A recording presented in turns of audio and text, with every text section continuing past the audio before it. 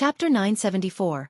Fall of all Alpha Guardians. The flames of darkness, unleashed from Michael's hands through the power of the Ring of Fire, grew in intensity until they transformed into a colossal wave resembling a crescent moon. With a sweeping motion, the fiery crescent surged across the sky, obliterating warships and reducing guardians to mere ashes. Hovering high above Hulwick Island, Michael engaged the entire army single-handedly, his half-celestial stage granting him an unassailable advantage.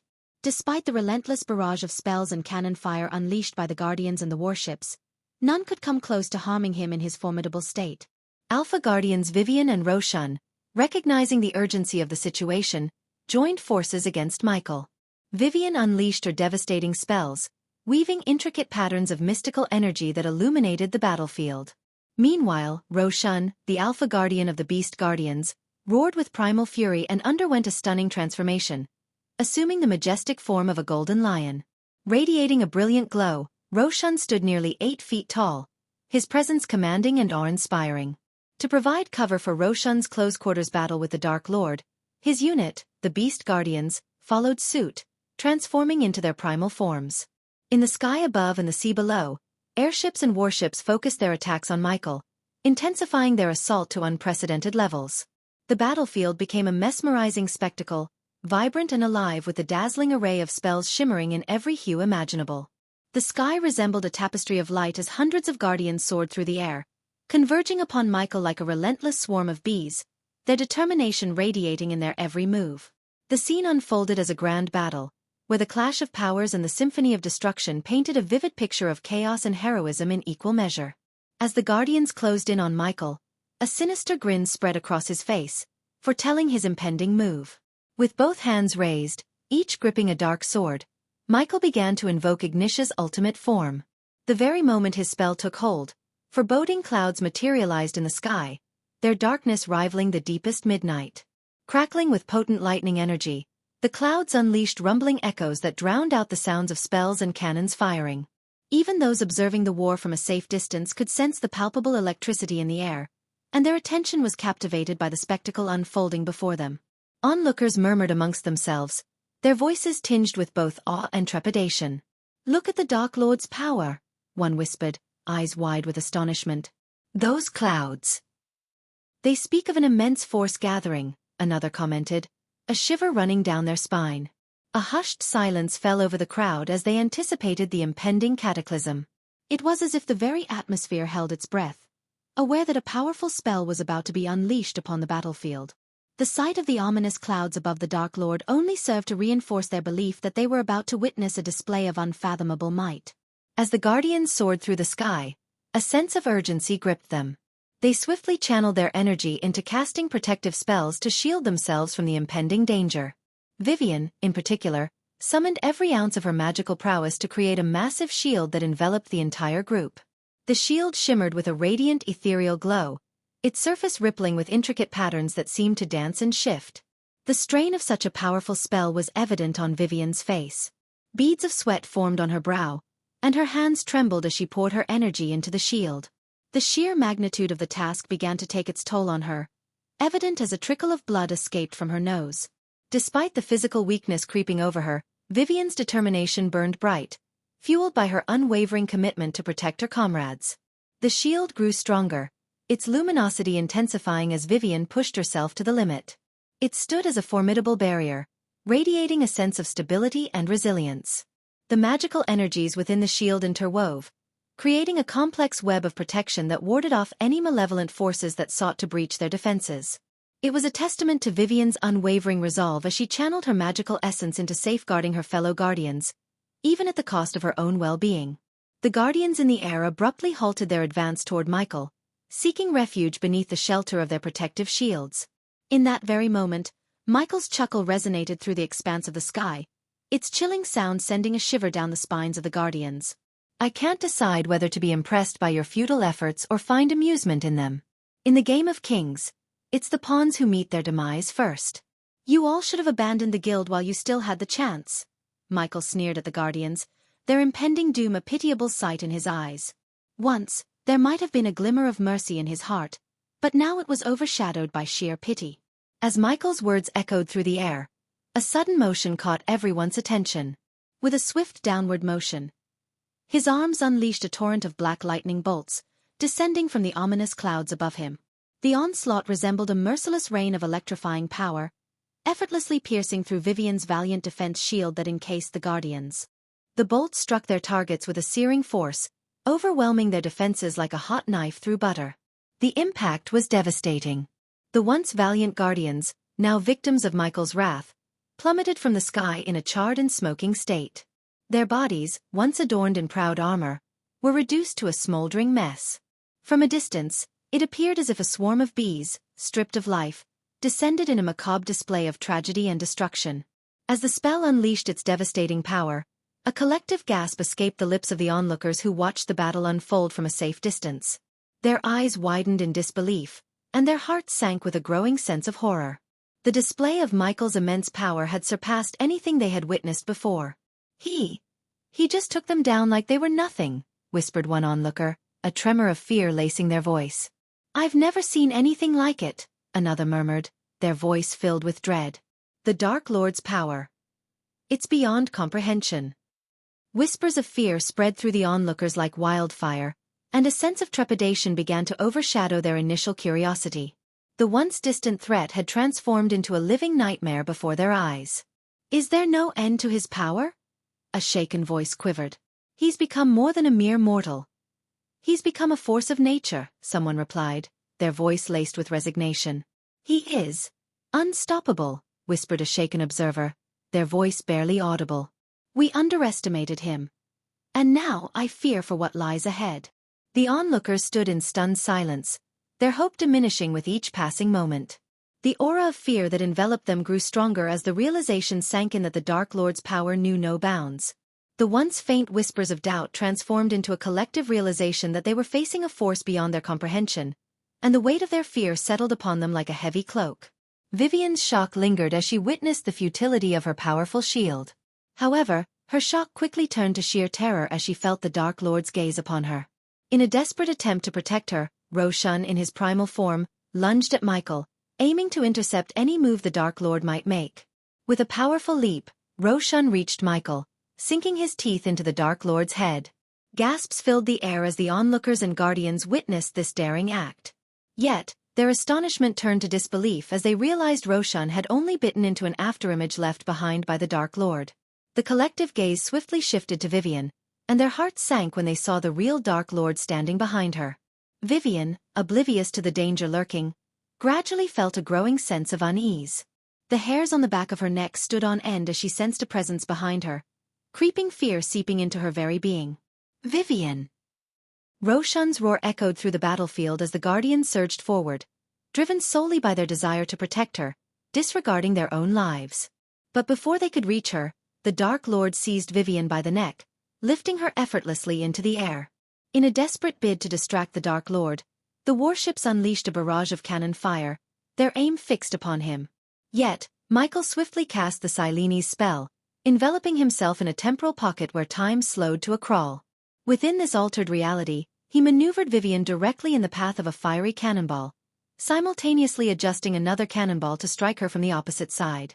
It all unfolded within the suspended time of Silene's, a mere blink of an eye. The Guardians and Roshan, their hearts pounding with urgency, had little time to react as they witnessed the two cannonballs collide with Vivian, shattering her bones. Before she could even utter a scream, Michael, with a chilling flick of his wrist, snapped Vivian's neck, extinguishing her life in an instant.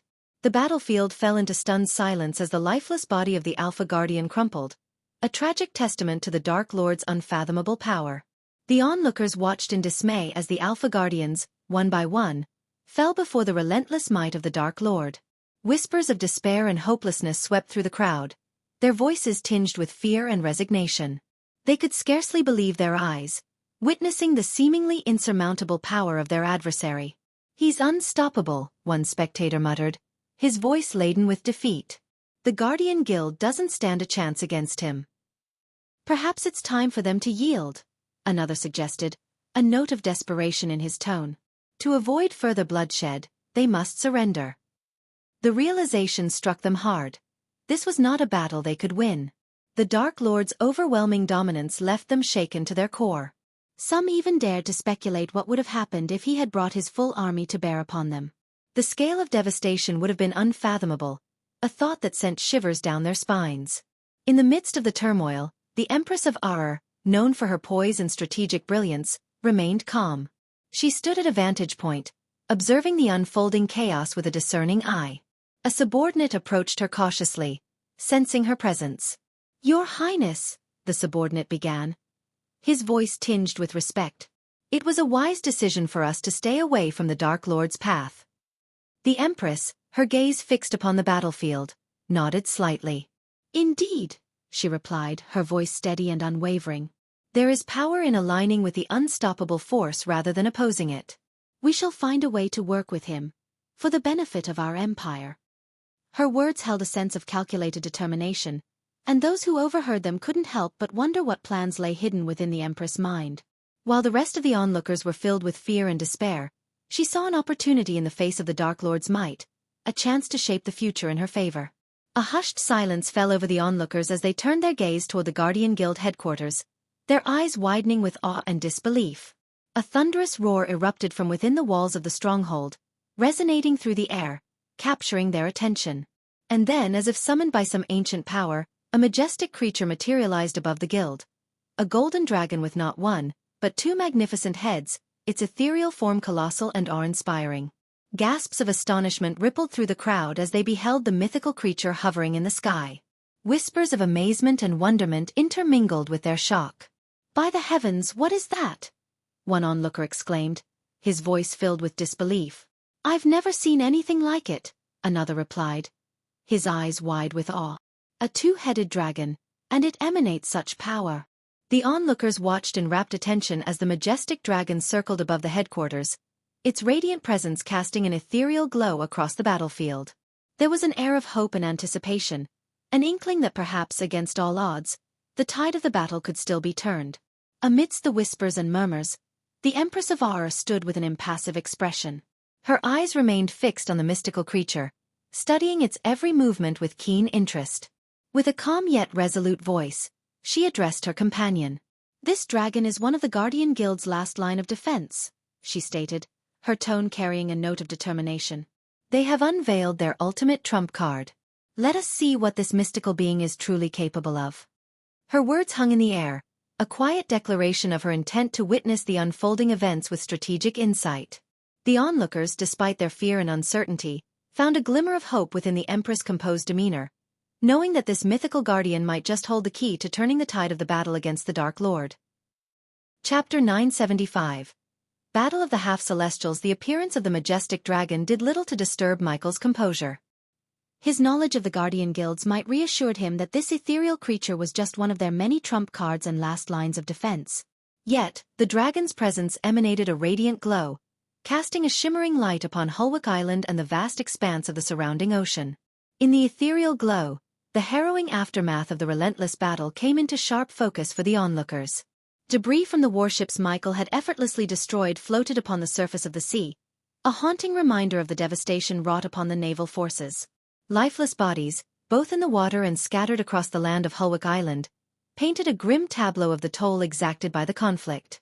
The soil of Hulwick Island, churned by relentless spells and thunderous clashes, seemed to possess an otherworldly shimmer, as if infused with the residual energy of intense magical casting.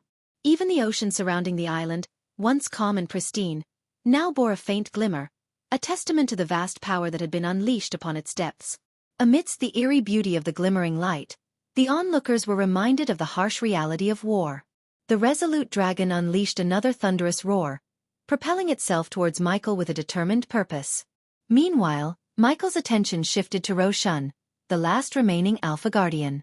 Transformed into his mighty primal form, Roshan was fueled by a fierce desire for vengeance, spurred on by witnessing the brutal demise of his fellow Alpha Guardian, Vivian.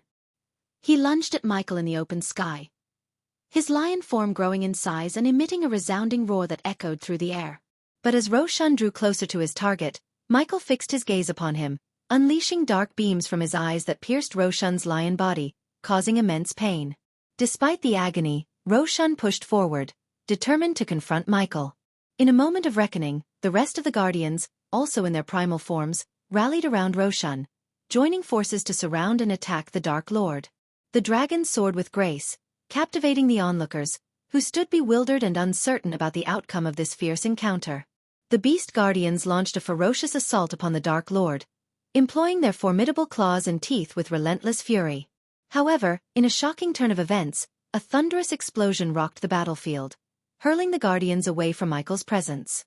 With his dark sword raised, the Dark Lord moved with incomprehensible speed, leaving only a blur of white in the darkness. In an instant, Roshan's majestic lion body lay divided, falling towards the ocean below. The swiftness and mercilessness of the Dark Lord's attack sent waves of terror through the hearts of the witnesses, shaking their resolve to its core. Before Roshan's lifeless form could touch the ocean's surface, dark beams shot forth from the Dark Lord, slicing through the remaining guardians in the sky, severing their lives with gruesome precision.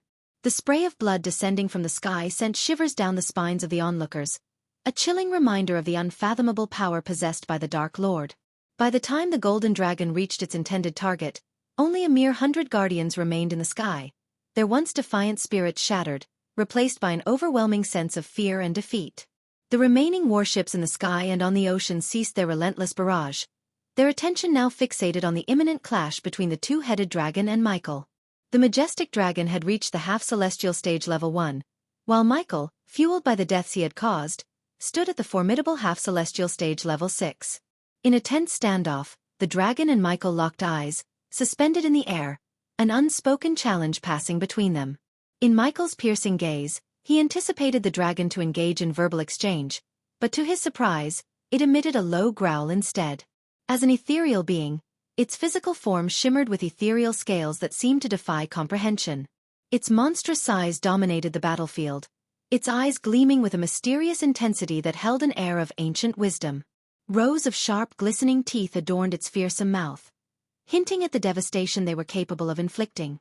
Recognizing the dragon's ethereal form, he decided to forego his sword, knowing that physical weapons held little effect against such incorporeal entities. With a fluid motion, he sheathed his sword, sliding it back into the scabbard on his back, preparing himself for a battle that would require more than mere physical force. A mischievous smirk curled upon his lips as he relished the prospect of facing a formidable adversary. Finally, a challenge, he chuckled, his voice laced with amusement. A war without a challenge is rather dull. Wouldn't you agree? In response, the dragon sneered, emitting a stream of glistening smoke from its nostrils, a silent indication of its readiness for battle. As Michael fixed his gaze upon the dragon, his attention was captivated by a small palm-sized rune shimmering on the creature's neck. However, before he could decipher its meaning, his focus was abruptly interrupted as the dragon unleashed a radiant ethereal ball of golden energy from its open mouth. Reacting swiftly, a protective shield materialized around Michael, absorbing a significant portion of the potent energy. Nonetheless, the residual force propelled Michael backwards several meters, eliciting gasps of astonishment from the onlookers. It was the first time they had witnessed the Dark Lord sustain a blow of such magnitude since the commencement of the war. Instead of succumbing to anger, Michael's face lit up with a gleeful expression as he embraced the prospect of a true challenge. The mere thought of the sheer number of badass points he would accumulate by triumphing over the dragon sent his blood surging with exhilaration. Throughout the course of this war, he had already amassed an impressive tally of nearly 80 million badass points, and conquering this formidable creature promised to augment his score even further. Aware of the dragon's ethereal form, Michael summoned dark flames to writhe and dance above his hands, their sinister glow an ominous portent. Yet again, the dragon unleashed a golden ball of energy, hurtling through the air with the swiftness of a bullet. However, this time, Michael deftly invoked the power of Silenes, causing time to decelerate within his immediate vicinity. Within the encompassing field of the Silenes spell, the once swift golden energy ball gradually lost its velocity, appearing to move as if trapped in molasses. Sensing an opportune moment, Michael unleashed a powerful punch, his fist wreathed in flickering dark flames.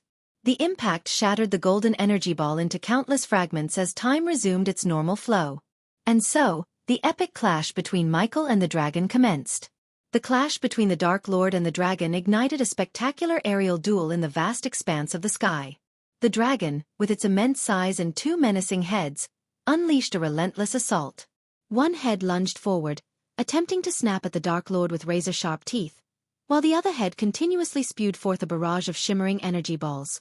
Undeterred, the Dark Lord displayed incredible agility and combat prowess, seamlessly evading the dragon's physical attacks.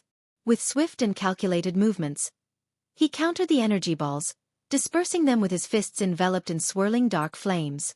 Each collision created a magnificent display of sparks and bursts of darkness. Sensing an opportunity, the Dark Lord swiftly descended toward the sea level, where a warship floated ominously. In one swift motion, he lifted the warship with his formidable strength, imbued it with his dark flames, and hurled it towards the dragon. The flaming warship soared through the air, trailing a path of destruction, before colliding with the dragon's massive form. The impact generated an explosion that reverberated through the sky, engulfing both combatants in a shower of flames and smoke. Emerging unscathed, the Dark Lord ascended back into the sky, his resolve unshaken. He continued his relentless assault, unleashing a barrage of punches enhanced by the dark flames. Each strike connected with precision, delivering powerful blows to the dragon's scaled bodies. The clash of their forces created shockwaves that rippled through the air, causing the onlookers below to tremble in awe and terror. As the battle raged on, the Dark Lord's movements became a mesmerizing dance of power and agility. He seamlessly weaved through the dragon's attacks, evading its ferocious bites and gracefully countering with his fiery fists. With each strike, the dragon's resistance weakened, evident in the cracks forming on its ethereal scales and the pained roars that echoed through the sky. In this epic battle, the Dark Lord fought with unrivaled badassery, pushing his limits and showcasing his mastery over dark flames and hand-to-hand combat. His every move was executed with a deadly precision, displaying a combination of strength, speed, and sheer determination. At one point, the Dark Lord dove down towards the sea, his eyes ablaze with determination. He seized a nearby warship, its massive hull looming beneath him. With a touch of his dark flames, the ship was instantaneously consumed, reduced to ashes in a matter of seconds. Yet, the Dark Lord acted swiftly, his movements a blur as he hurled the ship towards the dragon before the flames could fully engulf it. The flaming vessel hurtled through the air, a deadly projectile aimed directly at the dragon's colossal form. As the Dark Lord continued his assault, his speed was nothing short of astonishing. He seamlessly transitioned from one ship to another, consecutively lifting and launching them toward the dragon. The onlookers watched in awe as the Dark Lord's movements were a blur, his strikes relentless and unyielding. Ship after ship became a fiery missile, soaring through the air with the force of the Dark Lord's immense strength. The onlookers marveled at the sight as the warship collided with the dragon, causing a cataclysmic explosion of fire and debris. Undeterred by the chaos, the Dark Lord moved with astonishing speed and agility, repeatedly swooping down to seize another warship. Each time, he ignited the ship with his dark flames, ensuring it would be a devastating weapon against the dragon. The onlookers watched in awe as ship after ship was transformed into a blaze of darkness, moments before being thrown with incredible force at the dragon. The relentless assault of the Dark Lord forced the dragon to retreat, its ethereal form unable to withstand the barrage of flaming warships. The onlookers gasped as the dragon struggled to defend itself, crashing into the Guardian Guild headquarters on Hulwick Island under the relentless onslaught. Amidst the chaos and destruction, the onlookers whispered in awe and disbelief at the epic clash unfolding before their eyes. "Did you see that? The Dark Lord is unstoppable. He's moving so fast, it's like a blur. And those dark flames, they're incredible. Nothing can stand against him. He's a force of nature." As the battle raged on, the onlookers were both terrified and captivated by the spectacle of the Dark Lord's relentless assault. They could only watch in awe and trepidation as the clash between the Dark Lord and the dragon reshaped the very skies above them. The impact of the dragon crashing into the Guardian Guild headquarters was catastrophic. The mighty structure, once a symbol of the guild's strength and unity, trembled under the force of the collision. The ethereal form of the dragon, though intangible, possessed a tangible impact that reverberated through the building. As the dragon collided with the headquarters, the structure groaned and quaked under the immense strain. Walls cracked, pillars crumbled, and debris rained down from above. The once imposing edifice of the guild now stood weakened and compromised. Despite the dragon's ethereal nature, its sheer power and force shattered the building's structural integrity. The ethereal form manifested a tangible presence as if its sheer will alone could rend stone and mortar. The collision sent shockwaves through the guild headquarters, causing sections of it to crumble and collapse. Dust filled the air as the building succumbed to the damage, its once majestic halls now reduced to rubble. The grandeur and history that once resided within those walls were now scattered remnants, lost in the wake of the destructive clash. The onlookers stood in awe and horror as they witnessed the destruction unfold before their eyes. As the dragon crashed into the crumbling Guardian Guild headquarters, the Dark Lord seized the opportunity to unleash another devastating move. With swift agility, he swooped down to the sea level, his dark flames trailing behind him. His eyes gleamed with a sinister determination as he reached out and grasped a multitude of cannons scattered across the warships. With an effortless display of strength, the Dark Lord lifted the cannons, 2 in each hand, while the remaining cannons hovered around him as if under his command. The cannons gleamed in the dim light, their metal surfaces reflecting the chaos unfolding in the sky above. In a voice laced with dark amusement, the Dark Lord taunted, "Happy Death Day," his words dripping with cruel delight. With calculated precision, he aimed the cannons towards the remaining guardians who bravely fought against him. The air crackled with anticipation as the barrels of the cannons aligned with their intended targets. A moment of silence enveloped the battlefield, the tension thick enough to be cut with a knife. Then, with an explosive roar, the cannons erupted in a cacophony of thunderous booms. Fiery projectiles hurtled through the air, leaving trails of smoke and destruction in their wake. The scene unfolded in a vivid display of chaos and devastation. The air became a battlefield of flying debris, illuminated by the fiery streaks of cannonballs. The guardians in the air fought desperately, their movements agile and swift as they attempted to evade the onslaught. The dark flames from the Dark Lord's hands intertwined with the cannon fire, casting an eerie glow over the raging clash. The sky became a tapestry of danger, with cannonballs arcing and exploding, their destructive force raining down upon the guardians who valiantly fought for their lives. The air crackled with energy, tainted by the scent of burning debris and the metallic tang of gunpowder. The outcome of this clash would determine the fate of the guardians, as their lives hung in the balance amidst the fiery storm unleashed by the Dark Lord and his cannon onslaught. Chapter 976. No more Guardian Guild. As the ethereal dragon struggled to regain its footing amidst the rubble of the partially destroyed Guardian Guild headquarters, Michael drew forth his dark swords, their blades gleaming with a malevolent aura. With a commanding gesture, he summoned the dark flames to enshroud both blades, imbuing them with dark flames. His eyes scanning the battleground, Michael focused his attention on the remaining guardians. In the sky, a group of 50 to 60 guardians hovered, their determination evident despite the overwhelming odds. Around the headquarters, a sizable force of 100 to 150 guardians stood their ground. Over the sea, 50 to 60 warships bobbed in the waves while an equal number of airships dotted the airspace above. The scene was a testament to the Guardian Guild's unwavering resolve, a last bastion of defense against the relentless onslaught of the Dark Lord. The air crackled with tension as the Guardians prepared for what could be their final stand, their numbers dwarfed by the overwhelming power of their adversary. Ilara Valrin, in coordination with Salisi, made a strategic decision to lead their fleet into their own pocket dimension, ensuring their safety. This left the remaining Guardians to face the Dark Lord alone, bearing the weight of the impending battle. With his dark swords firmly in hand, Michael set his sights on eliminating the remaining Guardians. In a swift and calculated move, Michael charged towards the Guardians in the air, invoking his speed spell, Lightning Dash. The power of the spell propelled him with such incredible velocity that he seemed to blur, leaving behind a trail of afterimages and streaks of golden lightning. The Guardians, caught off guard by the sudden gust of wind, barely had time to react before their heads were severed from their bodies. The speed at which Michael harvested their heads was so astonishing that distant onlookers struggled to perceive his presence. All they could witness were the heads of the Guardians soaring through the air, accompanied by a spray of blood from their lifeless, headless forms. For a fleeting moment, the lifeless bodies of the Guardians remained suspended in the air, before gravity took hold and they fell to the ground, marking the grim aftermath of Michael's devastating assault. As Michael swiftly decapitated the remaining Guardians, he simultaneously unleashed the power of the Ring of Flames. With a mere gesture, waves of dark flame surged forth, engulfing the airships hovering in the sky. The intensity of the flames reduced the once mighty vessels to mere ashes, their wooden structures consumed by the merciless inferno.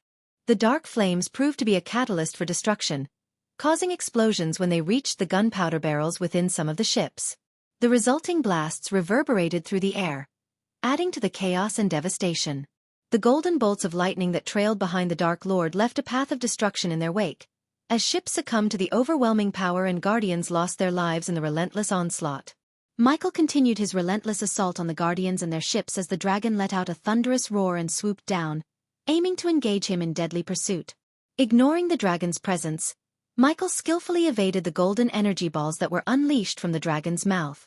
His focus remained unwavering as he prioritized the task at hand, decimating the remaining Guardians before turning his attention to the formidable dragon. As the dragon relentlessly pursued Michael through the sky, it continued to unleash its golden energy balls, targeting the Dark Lord. However, Michael's mastery over his abilities allowed him to evade the deadly projectiles with agility and precision. Using his wind blast, he redirected some of the golden energy balls toward the enemy ships, causing powerful explosions that shattered the vessels into countless fragments. The chase between the dragon and the Dark Lord unfolded with breathtaking speed and maneuverability. Michael deftly weaved through the air, executing quick turns and sudden shifts in direction to stay one step ahead of the dragon's attacks. He utilized his heightened senses and exceptional reflexes to anticipate the dragon's movements, narrowly evading its jaws and claws.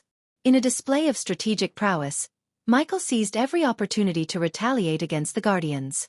When the dragon unleashed a golden energy ball, he skillfully directed his wind blast to intercept it, redirecting the destructive force toward the Guardians who dared to challenge him.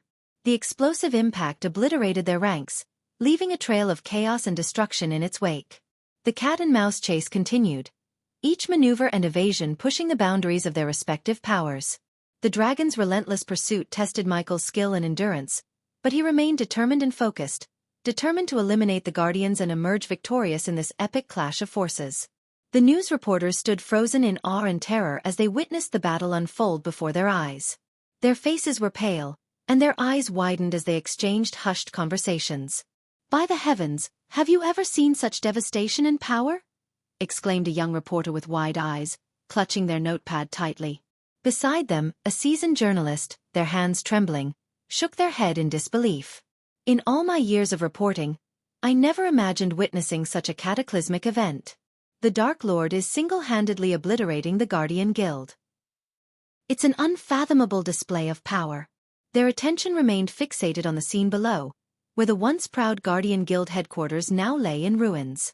The shattered remnants of the fortress served as a haunting testament to the relentless assault launched by the Dark Lord. "Look at the destruction unfolding beneath us.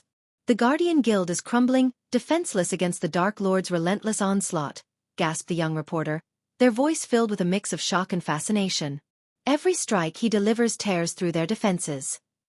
The seasoned journalist nodded grimly, their gaze scanning the chaotic battlefield. "Tomorrow's newspaper headlines will shake the world. The fall of the Guardian Guild at the hands of the Dark Lord will send shockwaves throughout the realm." As their attention momentarily shifted to the aerial chase between the dragon and the Dark Lord, a shiver ran down their spines. The dragon's monstrous form and the Dark Lord's swift evasive maneuvers intensified the already gripping spectacle. "Look there! The dragon continues its relentless pursuit," exclaimed the young reporter, pointing to the sky. "The Dark Lord's agility is astounding, dodging the dragon's deadly onslaught with breathtaking precision." The seasoned journalist nodded in agreement, their eyes fixed on the aerial duel. "It's a battle between titans. The Dark Lord stands alone against the Guardian Guild, systematically decimating their ranks with each devastating blow. His power is unmatched." The reporters exchanged nervous glances, knowing they were witnessing history unfold before their very eyes. The magnitude of the battle and the impending headlines they would craft for tomorrow's newspaper weighed heavily on their minds. The imagery of the Guardian Guild's destruction would leave an indelible mark on the world, forever etching the Dark Lord's terrifying power in the annals of history. As Michael swiftly soared through the chaos, engaged in relentless combat with the Guardians, he could hear Elidir's voice resonating in his mind. Elidir, observing the war unfold through the spider nestled on Michael's neck, provided valuable guidance from the safety of the castle. "My lord," Elidir spoke urgently, "I have crafted a rune specifically designed to disrupt the dragon's ethereal form, rendering it tangible for a brief window of time. Once you identify the source of its power, activate the rune. Remember, to truly vanquish this dragon, you must strike both the creature itself and its source of power simultaneously. If we fail to do so, it will only regenerate and continue its rampage." With a sly smile on his face upon hearing Elidir's voice, Michael's confidence swelled. He had strategically positioned Elidir to witness the battle, knowing the value of his knowledge on runes and ethereal forms. It was a stroke of luck to have Eladir observe the unfolding events. Without a moment's hesitation, Michael accessed his linked space ring and retrieved a golden parchment adorned with a glowing rune. His movements were swift and purposeful, avoiding the dragon's menacing heads as he set his sights on the Guardian Guild headquarters. The speed at which he traversed the sky caused the ocean below to churn and spray, a testament to his urgency. As Michael neared the headquarters, the remaining guardians sprang into action, unleashing a barrage of outlandish weapons. Arcane rifles crackled with energy, launching bolts of lightning, while shimmering blades glowed with enchantments as they were brandished. The air crackled with the release of powerful elemental spells and ethereal projectiles. However, Michael swiftly maneuvered through the chaos, expertly evading the Guardians' attacks. He soared higher into the sky, then dove down with incredible force, landing amidst the Guardians with a thunderous impact.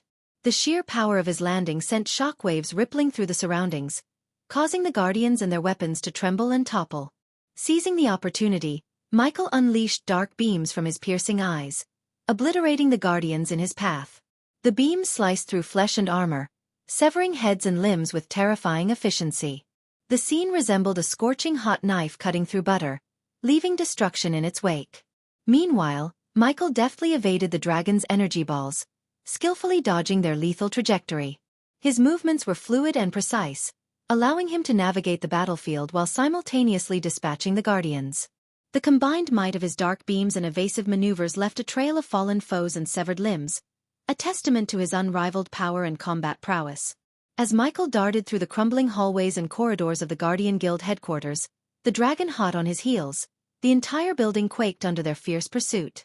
His keen eyes scanned every inch of the surroundings, desperately searching for the source of the dragon's power.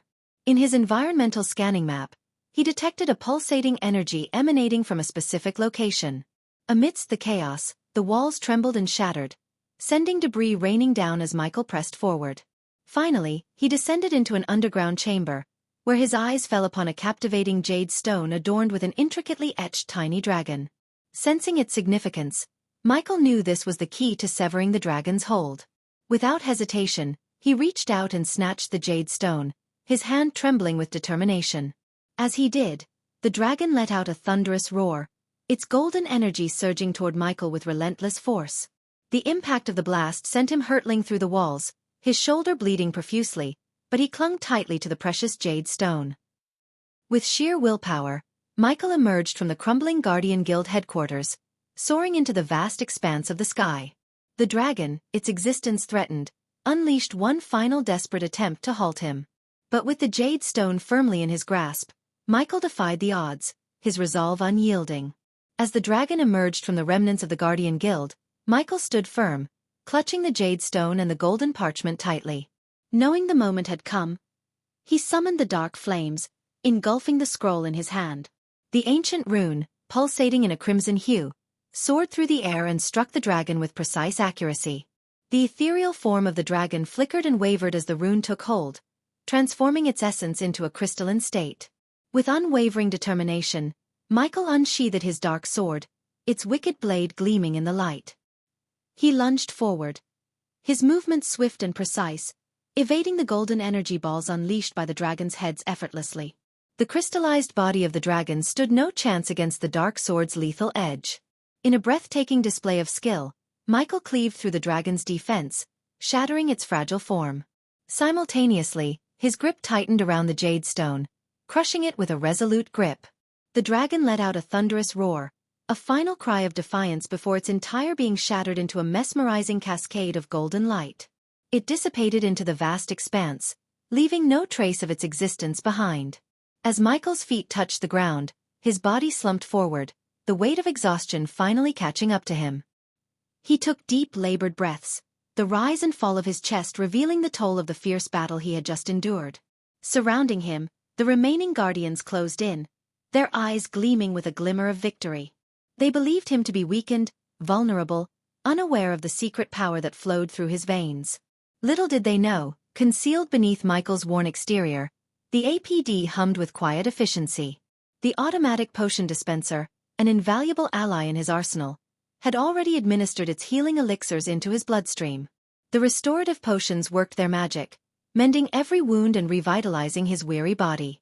As the guardians closed in, their swords at the ready, their faces twisted into triumphant grins, Michael's eyes flickered with a newfound strength.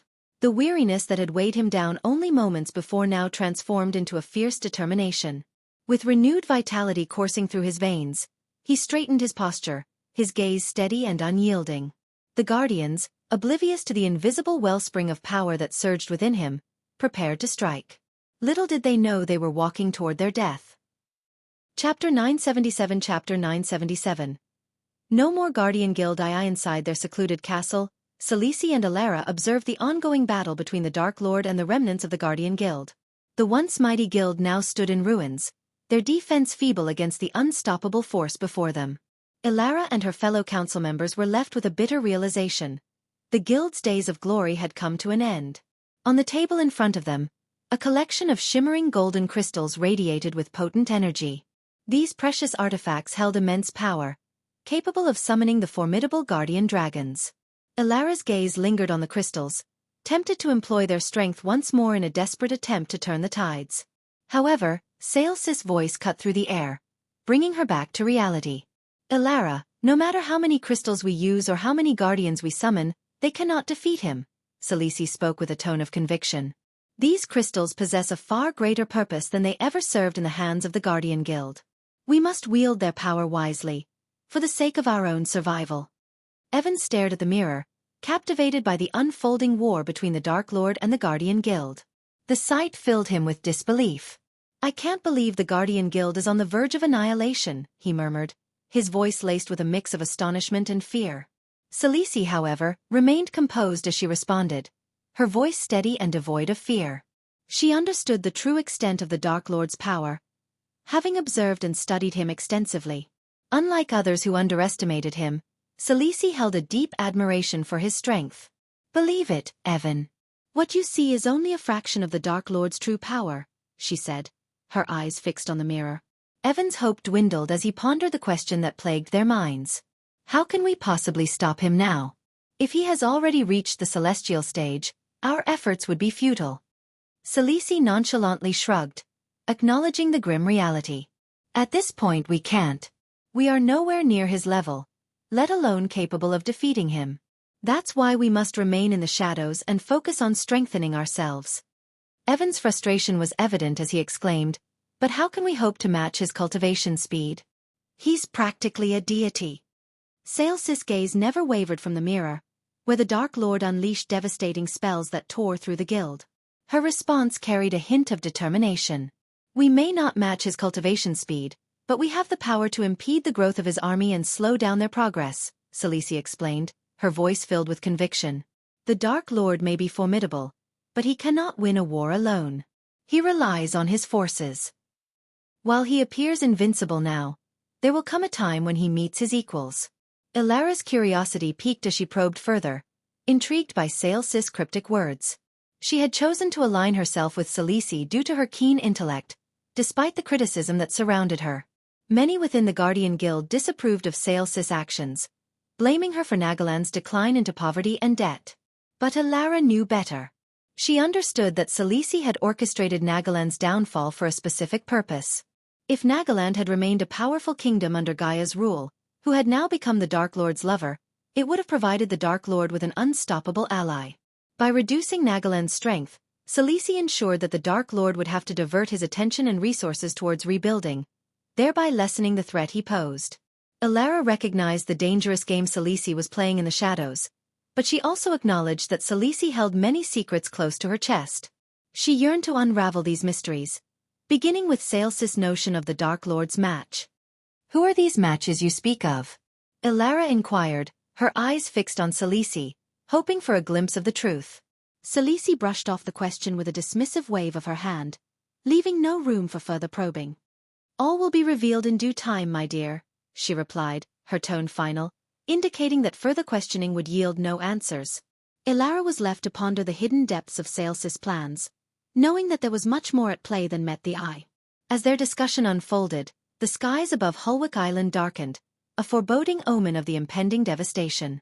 The once raging storm intensified, its fury amplifying with each passing moment. Alara and Celici watched in awe as the Dark Lord raised his hands, commanding the very elements to his will. The tempest swirled and roared with a newfound ferocity, thrashing the ocean waves into towering tsunamis and spawning violent tornadoes in its wake.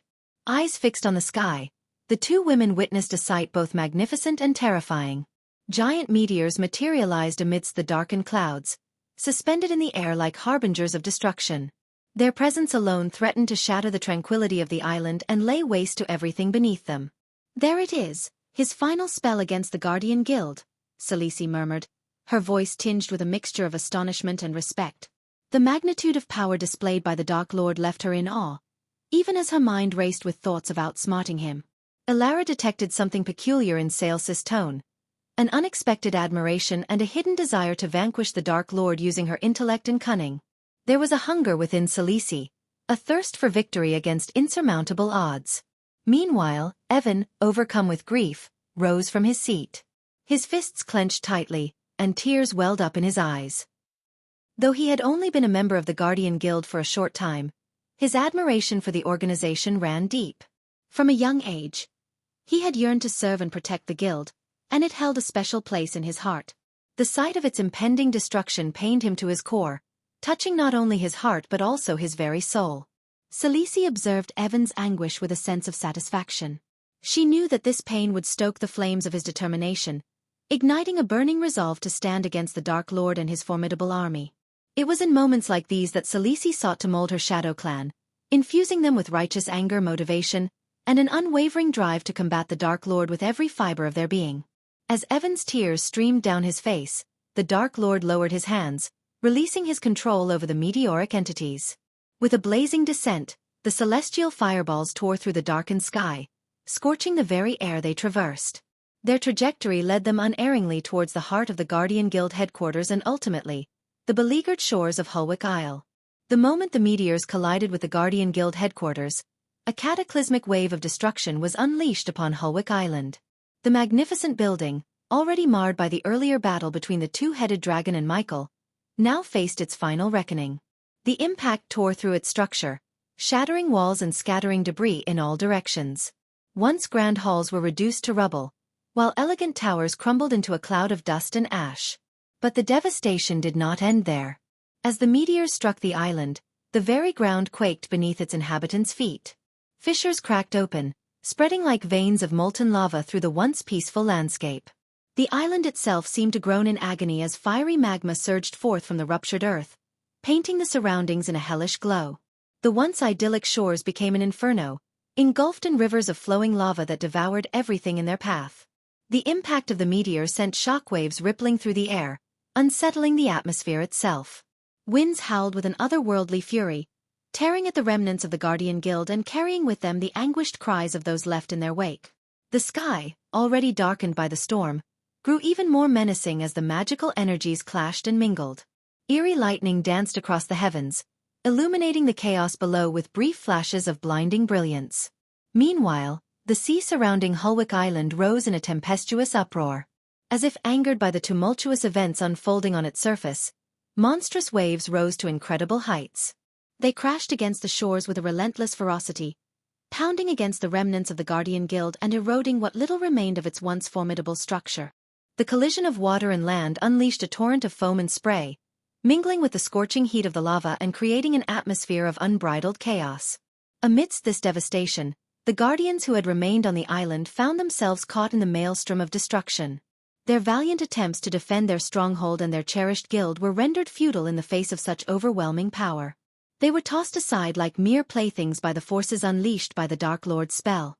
The survivors, if any, would bear witness to the horrifying scene of their comrades being swallowed by the fiery abyss or swept away by the relentless waves, their brave efforts reduced to naught. As the devastating aftermath of the meteor subsided, Hulwick Island bore the scars of its encounter with destruction. The once solid landmass fractured into jagged fragments, each piece teetering on the brink of oblivion. Like a shattered puzzle, the island's integrity crumbled, and its broken remnants began to sink into the unforgiving depths of the surrounding sea. With an eerie slowness, the fragmented sections of Hulwick Island tilted and shifted as if succumbing to the weight of their own demise. The ground beneath them crumbled and gave way, sending torrents of soil and rock cascading into the churning waters below. Each piece of land, once interconnected, now became isolated, drifting apart from one another in a melancholic dance of destruction. Amidst this scene of despair, the once majestic airships and warships of the Guardians lay battered and broken. These vessels, once symbols of power and protection, now resembled mere charred and smoldering remains. Their mighty frames sagged and splintered as if drained of their very essence.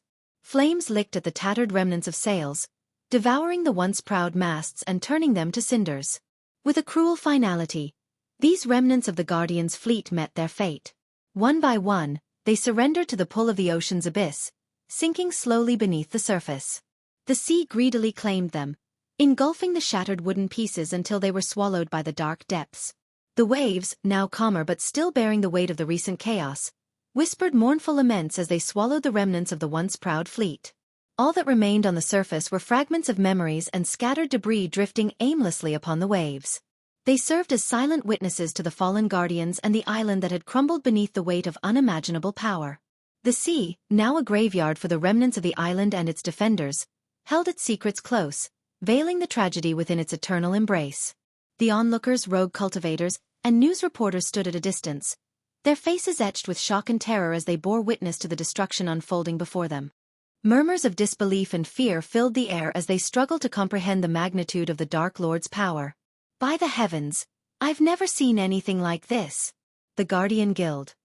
It's falling, crumbling like a house of cards, exclaimed one onlooker, their voice trembling with disbelief. I thought the Guardian Guild was invincible. How can the Dark Lord be so unstoppable? Another whispered, their words barely audible over the roars of destruction. As the meteors descended and the island cracked, the observers could not tear their eyes away from the horrifying scene unfolding before them. The once majestic Sky Hall, the very symbol of the Guardians' might, was nowhere to be seen, leaving many perplexed and fearful. Where's the Sky Hall? How could it vanish in such a crucial moment? A rogue cultivator questioned, their voice tinged with confusion and concern. Whispers of despair and resignation spread among the onlookers, their faces reflecting a sense of hopelessness. They watched as the Dark Lord's forces continued their onslaught, seemingly invincible, and doubt crept into their hearts. I fear there is no hope left. The Dark Lord's power is unmatched, and it seems like nothing can stand in his way, murmured a rogue cultivator, their voice heavy with defeat. I never thought I'd see the day when the Guardian Guild would fall. If they can't stop him, who can? Pondered another, their tone filled with despair. In this somber moment, the Guardians' once mighty presence had been reduced to fragments sinking into oblivion, leaving behind only echoes of their valiant struggle against the Dark Lord's overwhelming forces. Chapter 978 Chapter 978 Complete destruction of the Guardian Guild. After obliterating the Guardian Guild, Michael experienced a sense of relief and newfound strength. With his formidable enemy eradicated, a weight lifted from his shoulders. He hovered above the calm sea, gazing at the remnants of what used to be Hulwick Isle. This marked the second island he had completely decimated, the first being Ithalan. Though the waves slowly settled, the storm continued to rage with unyielding fury. Moments passed as Michael floated in contemplation, his eyes fixed on the once thriving island. Then, with a serene expression, he turned away from the scene and soared through the air, leaving the desolation behind. Several hours later, Michael arrived at the site of a grand castle, its construction still underway. Eve eagerly awaited his return, accompanied by a group of Dark Army soldiers. Their curious gazes followed his every move. Eve, unable to contain her anticipation, approached Michael and inquired, "What happened?" With a calm smile, Michael answered her, "The Guardian Guild is no more." Gasps of astonishment escaped the lips of the Dark Army soldiers. As Michael walked beside Eve, he placed his arm around her neck, a gesture of familiarity rather than an embrace. Together they proceeded to enter the castle, the soldiers trailing behind them, their eyes filled with wonder and curiosity. The castle, although only a quarter completed, stood as a magnificent testament to power and grandeur. Dwarves, renowned for their craftsmanship, were diligently working on the construction, their hammers clanging against stone and metal, shaping the fortress that would serve as Michael's stronghold. The corridors they traversed were a blend of raw stone and scaffolding, revealing the ongoing labor required to bring the castle to its full glory. Dust particles danced in the air, illuminated by beams of sunlight that pierced through the partially constructed walls. The echoes of dwarves' conversations mingled with the sounds of construction, creating a symphony of progress. As they made their way through the corridors, The soldier's eyes wandered, taking in the meticulous craftsmanship of each detail. The flickering torches cast an eerie glow, revealing glimpses of the tapestries and ancient paintings that would soon adorn the walls. The scent of freshly cut wood mingled with the scent of stone, creating a unique aroma that permeated the air. Within the castle's embrace, the dwarves worked tirelessly, their expertise evident in every stroke of the hammer and every carefully placed stone. It was a place where shadows thrived, secrets whispered, and destinies shaped. The group continued their steady stride, their footsteps echoing against the stone floors and unfinished surfaces. Whispers of anticipation and curiosity filled the air, as the soldiers exchanged glances, eager to learn more about the outcome of the Guardian Guild's downfall. The castle seemed alive with an electric energy, pulsating with the aftermath of Michael's triumph, and the promise of a formidable future. Michael proceeded to provide a concise account of the battle to his soldiers and Eve. Together, they made their way to the meeting hall, where his subordinates were already gathered. The soldiers and advisors stood up as Michael entered, showing their respect for their leader. "Please, take your seats," Michael gestured, indicating that they should resume their places. He settled himself comfortably on his throne, a symbol of his authority. As he seated himself, Sadie, his trusted aide, swiftly sent a stack of neatly stacked parchments gliding through the air towards Michael. With deft hands, he caught them and began reading each page with utmost care. These parchments contained valuable information about the prominent Great 8 clans that spanned the world. In the previous meeting, Michael had requested Sadie to compile the best available intelligence on each clan. As Michael engrossed himself in the contents of the parchments, absorbing the knowledge within, Eve took it upon herself to disseminate the news of the Guardian Guild's destruction to the others present. Shock and disbelief reverberated through the room as the members absorbed the magnitude of this revelation. Whispers and murmurs filled the air, as they grappled with the reality of the guild's demise. Once Michael had finished reading the parchments, he placed the stack carefully on the table before him and directed his gaze towards Sadie, acknowledging her effort. "You have done an exceptional job. Why don't you enlighten our comrades about the details of these Great 8 clans?" Michael requested Sadie to present the information about the clans to the rest of their subordinates. Sadie stood before the gathered subordinates, holding the stack of parchments that contained information about the Great 8 clans. She cleared her throat and began to address the group. "Allow me to introduce the Great 8 clans," Sadie began, her voice clear and confident. "The first on the list is the Guardian Guild, comprised of humans, known for their military prowess and law enforcement capabilities." She continued, "Next, we have the Nightshade clan and the Stormheart clan, both consisting of humans as well. These two clans, however, are not as widely known as the Guardian Guild. The Nightshade clan focuses on exploring uncharted territories, such as treacherous oceans and dangerous Demon's Grave. They are responsible for discovering new pocket dimensions and expanding human territories beyond this world." Tiberius, one of the subordinates, raised his hand with a puzzled expression. "I've never heard of the Nightshade and Stormheart clans. Why are they not as well known as the Guardian Guild?"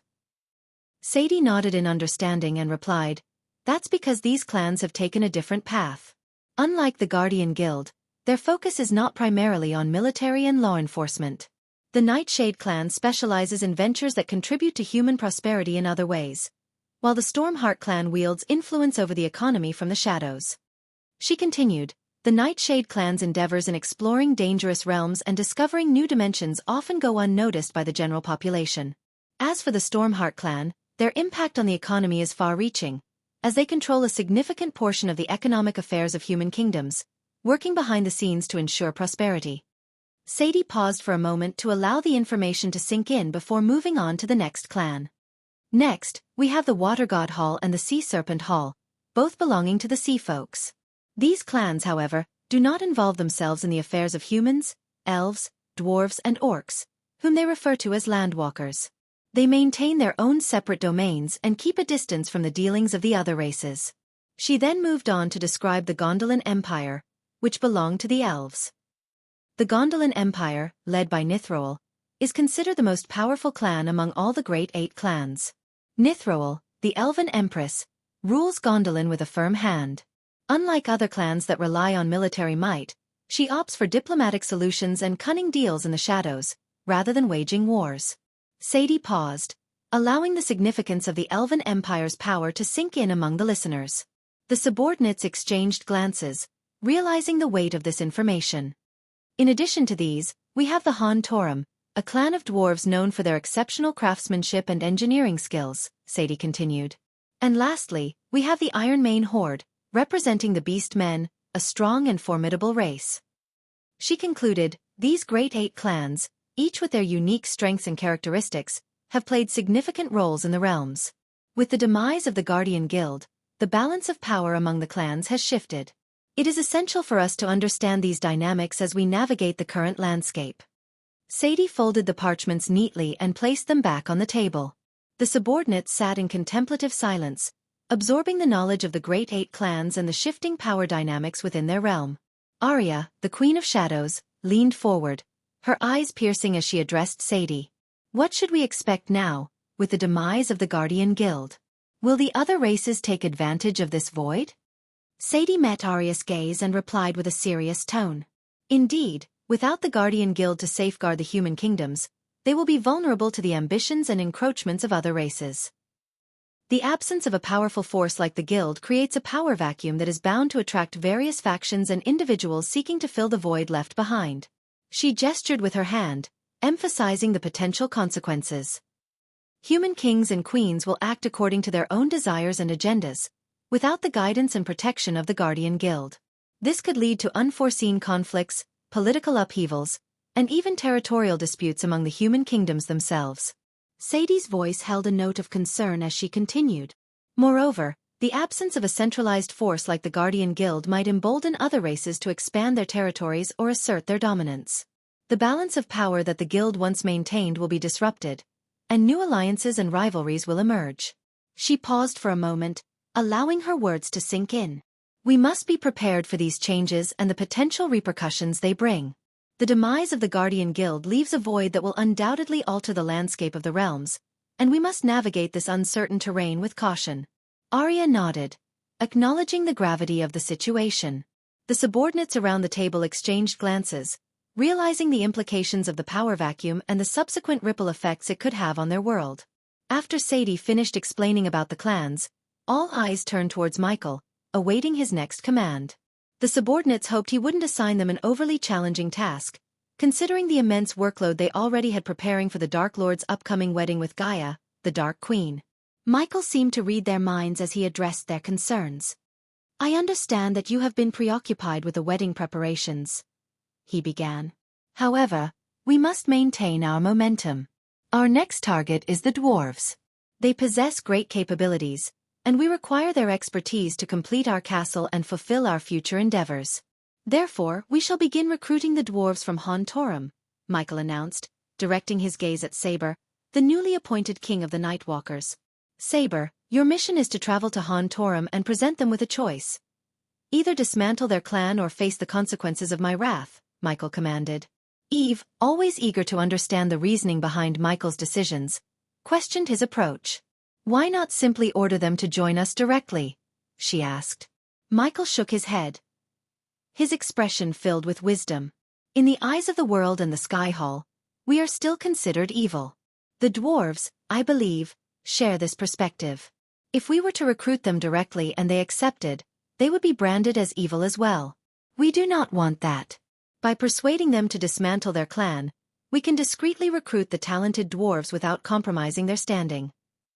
Some may view the dwarves as cowards, but many will recognize their decision as a necessary one, especially after news of the Guardian Guild's destruction spreads, he explained. Eve's curiosity remained unsatisfied as she pressed further. And if they refuse to dismantle their clan? She inquired. A sly smile crept across Michael's face at her question. We will ensure they comply. Saber, it is your task to instill the fear of God into the hearts of the clan leaders and make them understand the gravity of dismantling their clan, he declared.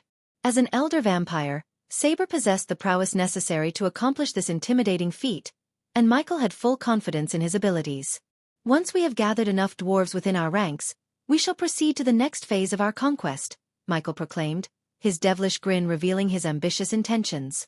As he finished issuing his orders, Saber produced a parchment from his coat pocket and sent it flying toward Michael. My lord, this parchment contains a comprehensive list of the unique and powerful metals found in our world, along with the most suitable ones for forging your armor. Choose one, And we shall procure as much of the desired metal as you require before the wedding, Saber offered. Eve couldn't help but express her concern for Lady Adelia, Gaia's mother, and her potential absence from the upcoming wedding. She believed it was crucial for Adelia to be present, as it held great significance for Gaia. However, Eve also knew that Gaia had entrusted Michael with the task of finding and bringing her mother to the wedding, which reassured her to a certain extent. Curious about any updates on Lady Adelia, Eve turned to Michael and inquired, "Do we have any updates on Lady Adelia?" Michael reassured her with a calm demeanor. "Azazel will ensure that Lady Adelia is brought here before the wedding. For now, let us concentrate on our mission in Han Torum and the ongoing wedding preparations." As the conversation shifted, Michael's gaze fell upon Arya, the Queen of Shadows. He entrusted her with a critical task related to the aftermath of the Guardian Guild's destruction. Michael's voice turned cold as he issued his command to Arya, emphasizing the importance of the matter. "Arya, locate the prominent figures within the Guardian Guild and eliminate them. These wealthy merchants who supported the guild pose a significant threat if they are allowed to remain alive. After losing the guild, they will be eager for revenge, and our enemies may exploit them to fund their own endeavors. Therefore, it is imperative that we eliminate them and claim their wealth for ourselves," Michael declared with a calculated tone. Michael's mind, a wellspring of cunning and ruthlessness, churned with a plethora of plans and contingencies, each crafted meticulously to outwit the forces plotting against him in the shadows. His genius, fueled by a thirst for dominance, allowed him to anticipate their moves and stay several steps ahead. With calculated precision, he orchestrated a symphony of strategies, always considering the multiple outcomes and adapting his approach accordingly. Michael's brilliance lay not only in his ability to devise intricate schemes but also in his unwavering determination to see them through, no matter the cost. His mind, an arsenal of relentless calculation, ensured that he would leave no stone unturned, no avenue unexplored, as he methodically dismantled his enemies and solidified his own position of power. The subordinates watched attentively, aware that their Dark Lord's ambitions were rapidly escalating and that the course of their world was being shaped by his calculated moves. Chapter 979. Gaia's real father. Meanwhile, somewhere else in the Aura continent, a sense of foreboding filled the air as a heavy downpour unleashed its fury upon the desolate forest. Deep within the shadows, concealed by the dense canopy, stood a decrepit manor, its eerie presence amplified by the relentless rain. Within the confines of one of the manor's rooms, the scene was one of desolation and destruction. Tattered tapestries adorned the damp walls, and shattered remnants of furniture lay scattered across the floor. The air was thick with the scent of must and decay, adding to the eerie ambience that pervaded the space. Amidst the flickering candlelight, Lady Adelia stood, her breaths ragged and labored, her body still trembling from the aftermath of the intense struggle that had taken place. Her once elegant attire was now torn and dirt-streaked, a testament to the ferocity of the encounter. As rainwater seeped through cracks in the ceiling, casting distorted shadows on the walls, Adelia's skin glimmered with dark scales, hinting at her true Naga form. Within the shadows, another figure lurked, his presence ominous and foreboding.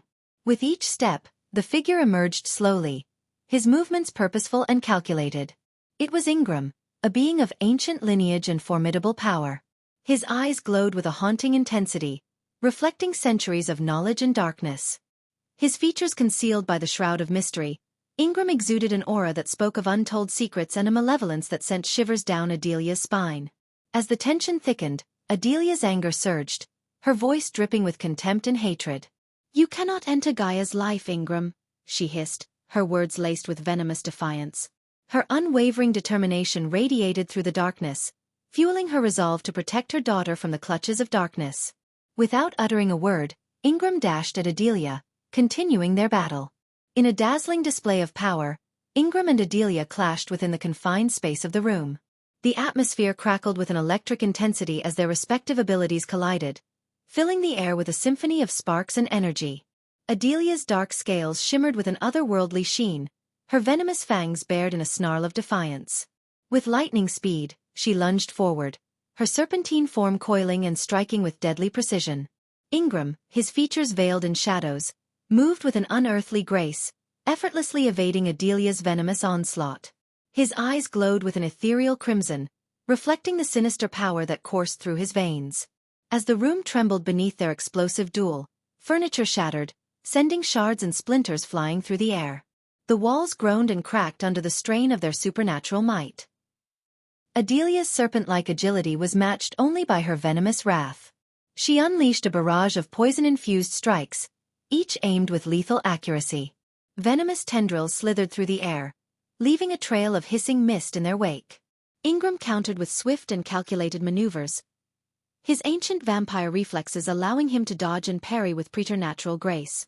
Their conflict intensified, reaching a crescendo of power and destruction. The room became a battlefield of chaos and ruin. The ceiling caved in, showering debris upon them, while the floor quaked under the weight of their ferocity. Arcs of dark energy clashed against swirling mists of venom, illuminating the chamber with a mesmerizing display of light and shadow. Neither Adelia nor Ingram held back, their shared history momentarily forgotten amidst their primal clash. Ingram, his movements fluid and swift, countered Adelia's venomous strikes with a display of his own formidable power. With a sudden burst of speed, he blurred across the room, leaving a trail of darkness in his wake. His hands became a blur of motion as he unleashed a series of devastating vampiric attacks, each strike infused with dark energy. Adelia, undeterred by Ingram's onslaught, met each attack with equal ferocity. She twisted and contorted her serpentine body, evading his deadly blows with a grace that matched his own. Her scales shimmered with an ominous glow as she retaliated, her fangs dripping with toxic venom. Between their clashes, Adelia seized moments to taunt Ingram, her voice dripping with venomous mockery. "Is this the best you can muster, Ingram?" she sneered, her voice laced with confidence. "Or are your once great abilities waning with age?" Ingram's eyes blazed with fury, his pride stung by Adelia's biting words. He lunged forward, his movements fueled by a renewed determination. His vampiric attacks intensified, seeking to overwhelm Adelia with their raw power. But she remained elusive, twisting and contorting her body with uncanny agility. Adelia laughed mockingly as she parried his strikes, her voice echoing through the chaotic room. "Come now, Ingram, show me what an ancient vampire like you is truly capable of. Or have the centuries dulled your edge?" Her words were like a poison, stoking the flames of his rage. Their battle raged on, a deadly dance of power and skill. The air crackled with energy as their conflicting forces clashed and intermingled. Adelia, refusing to yield, fought back with a tenacity born of hatred and determination. She refused to let Ingram's attempts to diminish her spirit go unanswered. The room trembled under the weight of their epic struggle, its walls echoing with their resounding blows. Adelia's dark scales glistened with resilience as she countered each of Ingram's attacks with precise strikes of her own. The battle reached a fever pitch, their animosity fueling their every move. But the outcome of their fierce clash remained uncertain, as neither Adelia nor Ingram showed signs of relenting. They were locked in a deadly dance, each determined to prove their dominance. Their fight was far from over, and the room continued to bear witness to their explosive confrontation. As the battle escalated, the room became a scene of utter devastation. Furniture lay in ruins, scattered across the floor like broken memories. The walls bore deep gouges and cracks, evidence of the raw power unleashed by Adelia and Ingram. The air crackled with an electric tension, the very atmosphere seeming to vibrate with their animosity. In a final clash, their combined force shattered the window, sending shards of glass cascading into the night. Like avatars of chaos, they burst through the broken opening, their battle now taking them into the darkened expanse outside the manor. Rain poured down in torrents, drenching them in its icy embrace. Ingram's fangs elongated, his vampiric nature manifesting in all its primal glory. He landed gracefully on the rain-soaked ground, his eyes gleaming with a sinister light. Adelia, her scaled form coiled and ready, faced him with unyielding determination. A smirk tugged at the corners of Ingram's lips, his voice dripping with venom as he retorted to Adelia's earlier taunts. "Ah, Adelia, it seems your years in hiding have dulled your once sharp senses," he mocked, his words laced with condescension. "Dependent on the Dark Lord to fight your battles, are we? How pitiful it is to see you reduced to serving such a foolish cause." Adelia's eyes blazed with fury, her serpentine body poised to strike. She refused to be swayed by Ingram's words, her resolve unshaken. With a flick of her tail, she lunged forward, venomous fangs glistening in the rain-soaked night. As the rain poured relentlessly, the clash between Ingram and Adelia intensified in the inky darkness. Ingram's movements were swift and calculated, a blur of ethereal grace. He darted forward, his body contorting with unnatural agility, aiming to strike at Adelia's vulnerable flank. Adelia, her senses honed by years of survival, anticipated Ingram's assault.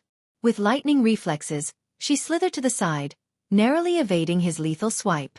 The air crackled with energy as her scales brushed against his outstretched hand, leaving a trail of sparks in their wake. Not one to relent, Ingram unleashed a barrage of swift strikes, his hands a blur of blinding speed. Each blow was aimed with precision, seeking to exploit any opening in Adelia's defenses. Yet, Adelia's serpentine form proved elusive, her sinuous movements fluid and evasive.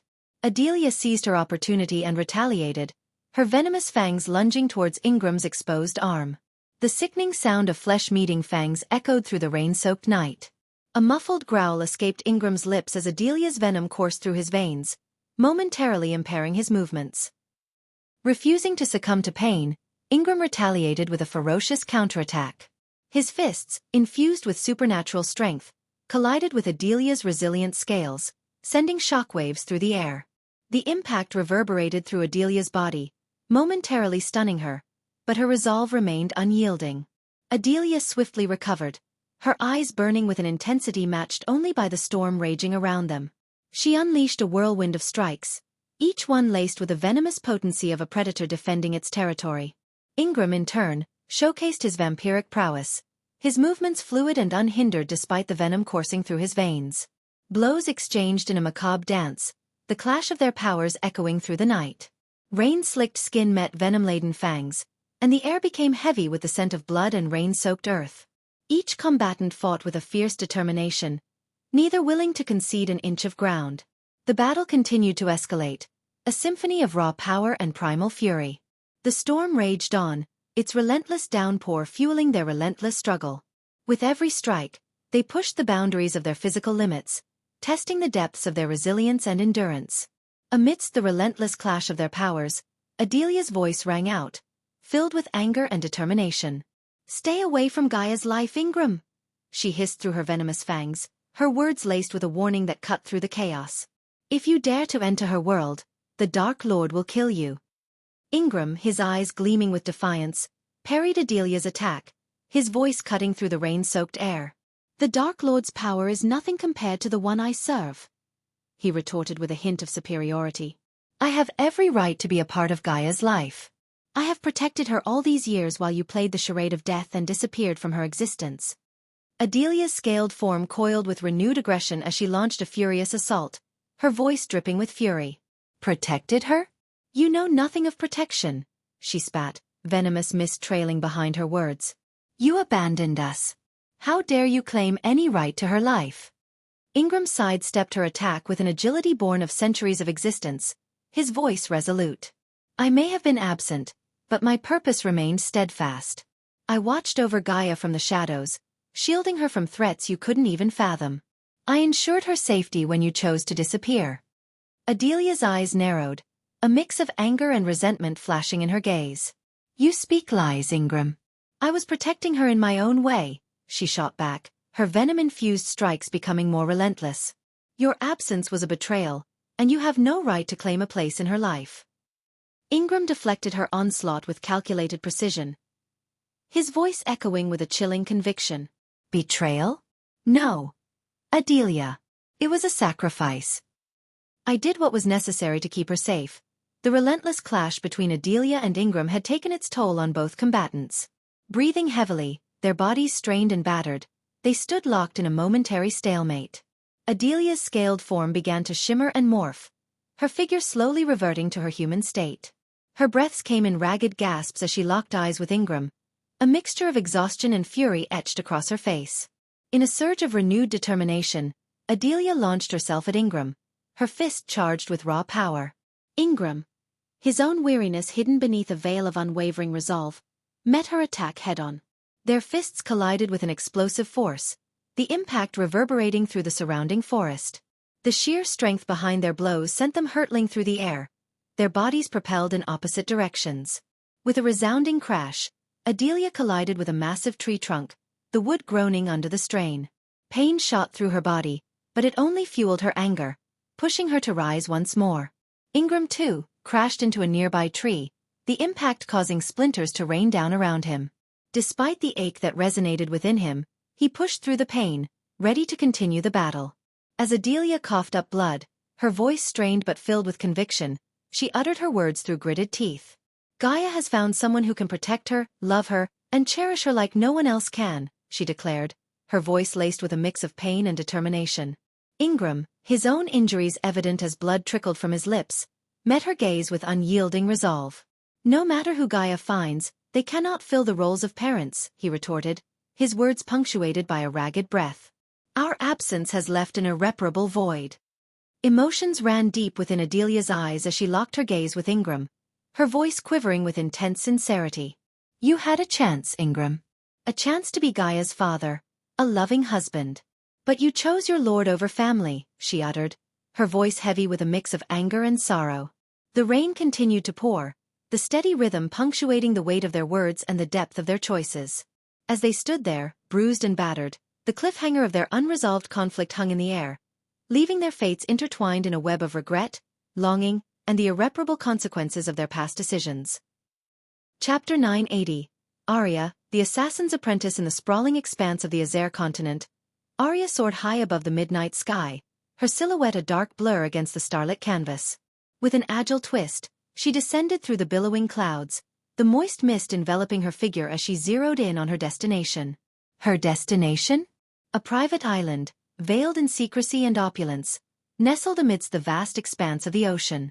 As Arya breached the cloud cover, the private island came into view, a paradise of exclusivity bathed in moonlight. The manor, an architectural marvel, stood proudly at the heart of the island, its grandeur an embodiment of the wealth and power held within its walls. The sprawling gardens were meticulously manicured, vibrant blooms and exotic flora dotting the landscape, while the scent of jasmine and sea breeze intertwined in the air. But it wasn't just the stunning scenery that guarded the island. On the ground, vigilant guards patrolled with unwavering dedication, their steps measured and purposeful. Their presence was a clear reminder that trespassers were unwelcome, their duty to protect the island's secrets unyielding. Meanwhile, airborne guards soared through the sky, their wings beating with rhythmic grace. They acted as vigilant sentinels, their keen eyes scanning the horizon, ensuring that no intruder would breach the island's defenses from above. The island's security extended to the shimmering sea that embraced its shores. Patrol boats, adorned with the mark of Isaiah Markham, cut through the midnight waves with unwavering determination. They sailed with a synchronized elegance, vigilant in their duty to safeguard the island from any threats that may emerge from the vast expanse of the ocean. As Arya approached the island, she observed these security measures, her gaze sharp and calculating. When Arya neared the private island, her mind became a canvas upon which memories of the Dark Lord's teachings painted vivid strokes. In her mind's eye, she heard Michael's voice, resonating with calculated wisdom. Listen closely, Arya, Michael's voice echoed in her thoughts.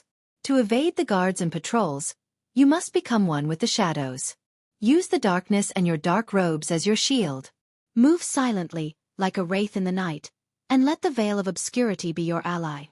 With the teachings ingrained in her mind, Arya expertly maneuvered through the night sky, a spectral presence amidst the darkness.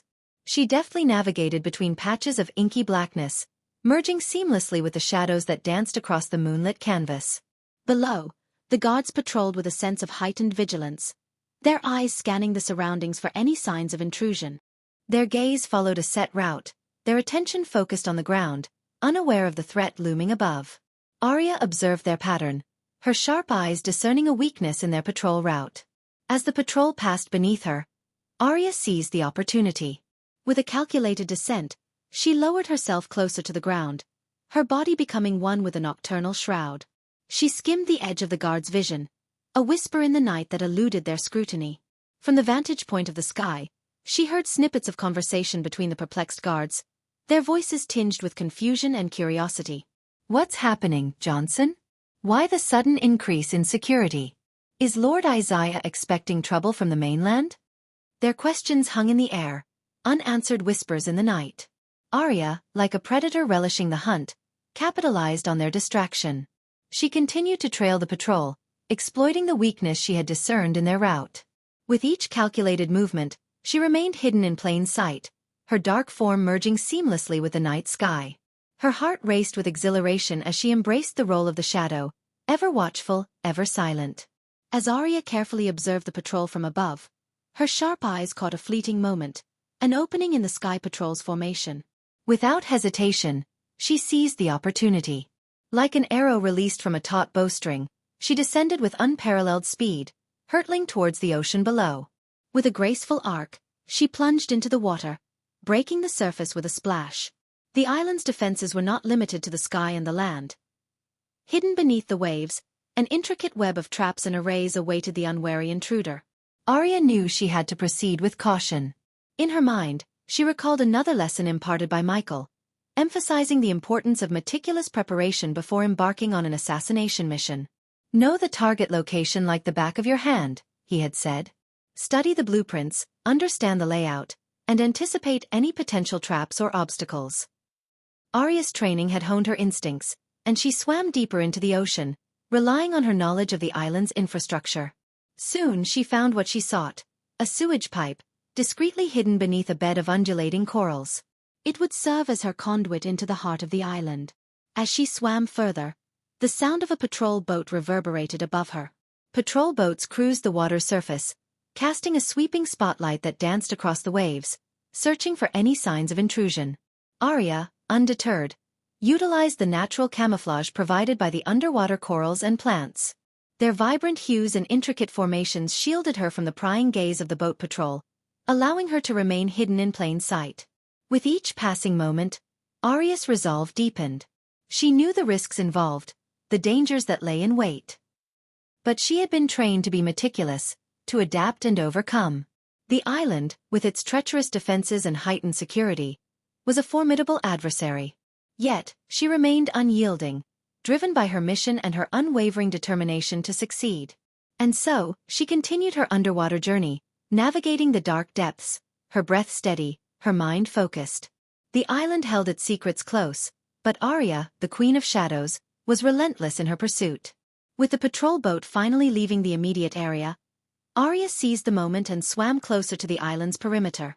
The ominous silhouette of the manor loomed in the distance, a bastion of wealth and secrecy. The time for subtlety had passed. It was time to breach the island's defenses. Taking out a compact blowtorch from her utility belt, Arya's gloved hand ignited the flame. The steady hum of the torch accompanied her movements as she positioned the searing heat against the metal gates securing the sewage pipe entrance. The island's security was formidable, designed to detect any spellcasting and trigger an immediate lockdown. Arya's mission demanded precision and stealth. As the blowtorch cut through the reinforced metal, the scent of burning metal filled the air, mingling with the nauseating stench emanating from the open pipe. Arya's determination prevailed over the discomfort, her focus unwavering. The intense heat glowed in the darkness, illuminating her determined expression. With each precise incision, the gates slowly yielded to the force of the blowtorch. As the final section of metal fell away, Arya wasted no time. She swiftly swam into the pipe, the grimy water engulfing her, leaving behind the oppressive atmosphere of the island's surface. The putrid smell assaulted her senses, but Arya pushed through, relying on her training to endure the discomfort. The narrow passageway became her conduit, leading her closer to her target. In the darkness, she propelled herself forward, the sound of water rushing in her ears, as she embarked on a treacherous journey through the hidden underbelly of the island. Arya's mission demanded her utmost resilience. With every stroke of her limbs, she drew closer to the heart of the island, her resolve unyielding. The arrays and runes, lurking in the shadows, awaited any sign of magic. But Arya, the Queen of Shadows, knew the art of silent infiltration, the dance of shadows. As Arya swam through the intricate sewage pipe system, her mind raced with the blueprint of the manor etched in her memory. Sadie, her resourceful contact within the underworld, had provided her with invaluable information. Finally, she reached a junction where the pipe split into multiple paths. Arya selected the one that led to an opening positioned at a safe distance from the manor's watchful eyes. Emerging from the pipe, she found herself in a secluded area, hidden amidst a thicket of dense foliage. The air was heavy with the scent of damp earth and the faint fragrance of blooming flowers. A gentle breeze rustled the leaves, masking the sound of her arrival. The manor, a sprawling structure of opulence, stood proudly before her. Its stone walls were adorned with intricate carvings, bearing witness to its rich history. Towering trees cast elongated shadows upon the grounds, providing pockets of darkness that beckoned to Arya's stealthy nature. Soldiers, clad in dark uniforms, patrolled the perimeter of the manor.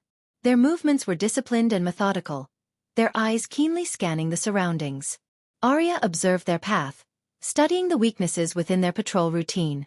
The patrol path encircled the manor in a predictable pattern, their steps in synchrony with the ticking of time. Arya noticed a blind spot where the soldiers' gaze momentarily faltered, distracted by the distant flickering torches. It was her opportunity, a moment when their vigilance wavered, providing her with a chance to slip through undetected. The surroundings of the manor were adorned with meticulously manicured gardens, vibrant flowers dancing in the moonlight. Dense shrubbery and strategically placed sculptures created hiding spots for the vigilant assassin. Arya crouched low, blending into the natural camouflage of the foliage, her dark robes providing an additional layer of concealment. With bated breath, she waited for the patrol to reach the critical juncture of their routine. As their attention was diverted, she darted forward, her movements fluid and noiseless. Utilizing the cover of darkness and the intricate labyrinth of the garden, she maneuvered through the concealed spaces, inching closer to her target. As Arya navigated the treacherous grounds, her mind delved into the depths of her training and the knowledge imparted by Michael, her mentor. Memories of his voice echoed in her thoughts, offering guidance in the face of seemingly insurmountable challenges. "No security system in the world is impenetrable," Michael had once said, his voice resonating with quiet authority. "With enough time and study, one can find the weakness, the chink in the armor. Stay vigilant, Arya, and adapt to overcome any obstacle." Arya's eyes gleamed with determination as she recalled his words. The island's security mechanisms were formidable, designed to suppress cultivation and detect unauthorized spellcasting. The fusion stage soldiers patrolling the grounds and the intricate arrays posed a formidable barrier. But Arya was not one to be deterred. She glanced at her wrist, where her trusted companion, the Olympus, rested. The black wrist clock-like device housed a pure arch energy crystal that, when activated, boosted her cultivation to the fusion stage. It was a rare and precious artifact, a secret weapon against the island's suppressive measures. As she continued her ascent, she noticed additional security measures in place. Motion detectors, hidden pressure plates, and intricate arrays further fortified the manor's defenses. But Arya was no stranger to deception and outwitting her adversaries. She remembered studying the blueprints of the manor, learning about a specific weakness in the security system. By skillfully bypassing the motion detectors using her agile movements and exploiting blind spots created by the arrays, she found a path that led her closer to her goal. Scaling the walls with feline grace, Arya reached a balcony overlooking Isaiah's concubine's room. The moonlight bathed her in an ethereal glow as she surveyed her surroundings, her eyes settling on the shimmering teleportation portal, a feature present in every room, including this one. It served as Isaiah's ultimate escape route should the need arise. With calculated precision, Arya leaped from the balcony, her body cutting through the air with fluidity. As she landed soundlessly in the room, her eyes darted around, taking in every detail. The opulent furnishings and delicate decor betrayed the lavish lifestyle of Isaiah's chosen companion. Swiftly, Arya concealed herself beneath the closet, her dark robes blending with the shadows. She had meticulously studied the schedule of the maids, learning their routines and timing. It was part of her thorough preparation, understanding that disguise and adopting another identity were essential elements in getting close to her target. A voice echoed in her memory, Michael's words ringing true in her mind. "To truly understand your target, Arya, you must become someone else, someone they least expect. Disguises are powerful tools in the arsenal of an assassin." As she waited in the hidden recesses of the room, Arya's senses remained sharp, attuned to the subtlest of sounds. She anticipated the arrival of a maid, knowing that her disguise would grant her access to areas that would otherwise be off-limits. Arya was patient, her focus unyielding, ready to seize the opportune moment and move one step closer to her ultimate objective. As the door creaked open, a young maid stepped into the room, her presence announced by the soft swish of her uniform. Her attire consisted of a pristine white blouse adorned with delicate lace, accompanied by a knee-length black skirt that swayed with her every movement. Arya observed her closely, taking note of her slender figure and the floral apron neatly tied around her waist. Time seemed to slow as Arya remained hidden beneath the closet, her breathing steady and controlled. She waited for the perfect moment, allowing the maid to approach the closet with unsuspecting steps. As the maid drew near, Her curiosity piqued by a sense of disarray within the closet, Arya struck. With lightning speed and precision, Arya's hand shot out, covering the maid's mouth to stifle any potential outcry. The maid's eyes widened in shock and fear, but before she could react, Arya applied pressure, rendering her unconscious. Carefully, Arya eased the limp form to the ground, ensuring a silent fall. Arya swiftly shed her dark robes and discarded her assassin's attire. She then meticulously donned the maid's uniform, buttoning it up with practiced ease. The fit was snug but comfortable, the familiar fabric embracing her form as if she belonged. In this disguise, she would move through the manor undetected, blending seamlessly with the other servants. Her transformation complete, Arya glanced at her reflection in the mirror. The face staring back at her held the visage of an innocent maid, concealing the lethal skills and determination that lay beneath the facade. Arya knew that even the most convincing disguise had its limitations. If someone scrutinized her face too closely, suspicions might arise. And those who were closest to the maid, those who interacted with her regularly, might recognize any inconsistencies in her behavior or demeanor.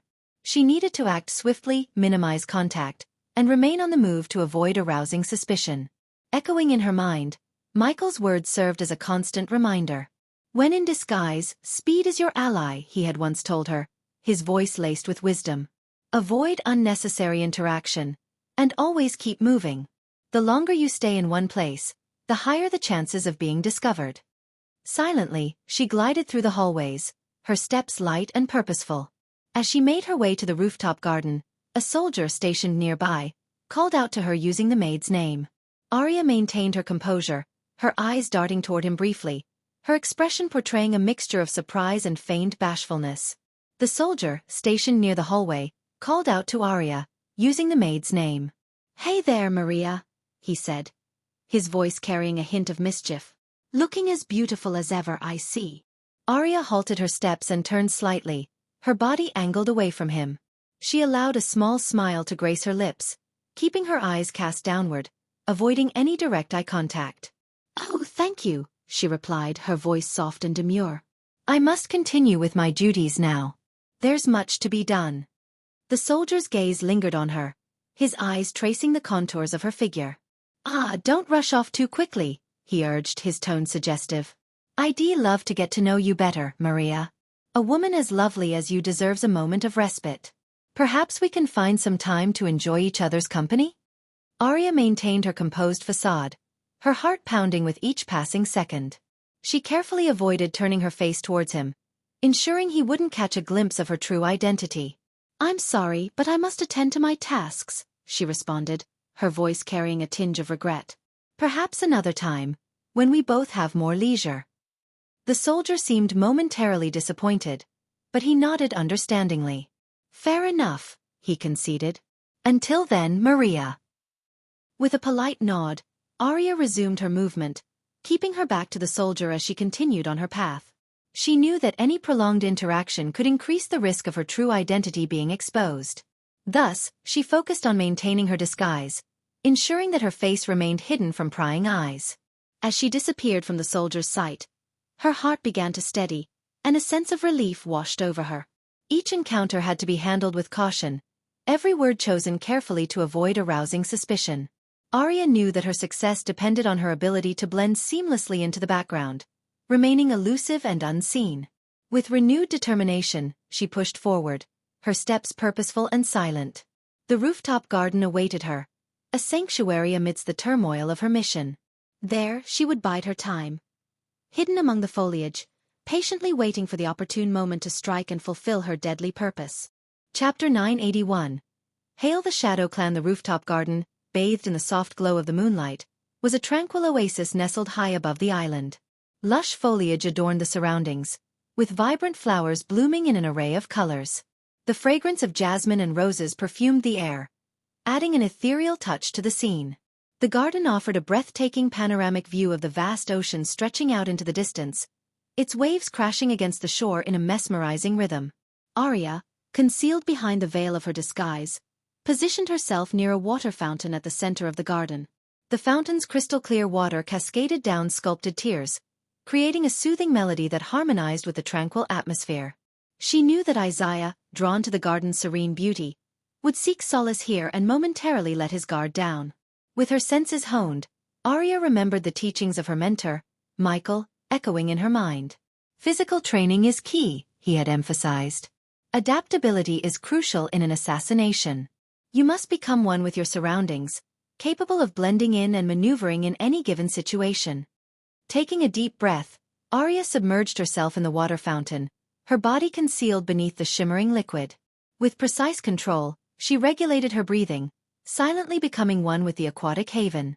She waited, her senses attuned, for the approach of her target. In her mind, she replayed Michael's words. An assassin must adapt swiftly to unforeseen circumstances. No situation should catch you off guard. Your ability to think on your feet and utilize your environment is paramount. Suddenly, footsteps echoed on the rooftop, drawing closer with each passing second. Arya's heart quickened, but she maintained her composure, her trained instincts guiding her every move. Isaiah Markham, the man whose life hung in the balance, emerged into view. Isaiah stood tall, his dark complexion contrasting against the moonlit backdrop. His physique bore the marks of wealth and indulgence, with a slight paunch accentuating his muscular frame. His eyes, filled with a sense of self-assuredness, swept across the garden, taking in the tranquil scenery. The stage was set, the players in position. Arya watched Isaiah approach, her eyes hidden beneath the surface of the water. She remained poised, her presence undetected, waiting for the opportune moment to fulfill her deadly task. The air was charged with anticipation, as the moon continued to cast its ethereal glow over the clandestine scene in the rooftop garden. From her hidden vantage point beneath the water's surface, Arya's gaze remained fixed on Isaiah, her senses attuned to his every movement. However, to her surprise, another figure emerged into the rooftop garden, disrupting the tranquility she had meticulously planned for. It wasn't one of Isaiah's wives, as she had anticipated, but a formidable orc. The orc stood tall, his red skin a stark contrast against the moonlit backdrop. His muscular physique bore the scars of battles fought, and his face adorned with intricate face paints and tribal tattoos that spoke of his fierce nature.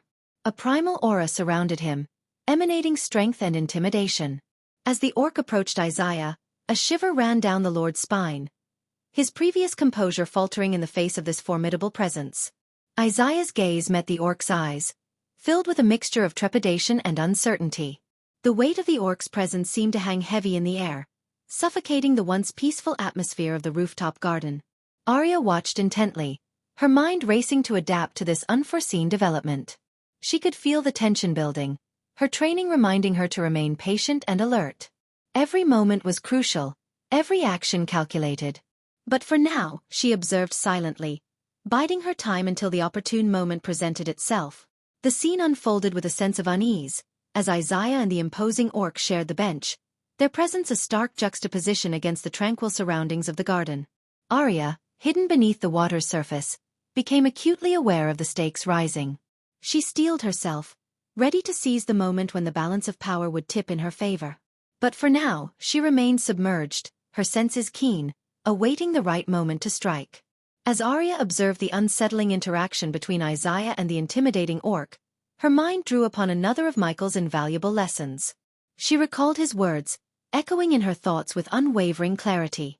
An assassin must always be prepared for their plan to fail, Michael's voice resounded in her mind. The difference between a good assassin and the best assassin lies in their ability to adapt and turn each obstacle into an opportunity. No situation is without its hidden advantages if you know where to look. Arya embraced this wisdom, letting it fuel her determination. She recognized that even in this unforeseen turn of events, there was potential for her mission to succeed. Every challenge presented an opening, a chance to exploit weaknesses and achieve her goal. The rough voice of the orc cut through the tense silence of the rooftop garden, devoid of any sympathy. "We're cleaning house, tying loose ends," he gruffly stated, his words laced with a sense of impending finality. Isaiah's terrified expression betrayed his desperation as he pleaded for his life. "Please spare me." Isaiah's voice trembled, desperation dripping from every word. "I can give you anything you want. Money, power, whatever you desire. Just let me live." The orc's response was cold and unforgiving. "We've already begun the next phase," he declared, his tone devoid of mercy. "But before we move forward, we must close the previous chapter."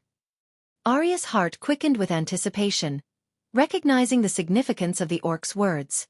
The mention of closing the previous chapter indicated a potential vulnerability that she could exploit. It was a window of opportunity, a chance to strike when their attention was divided.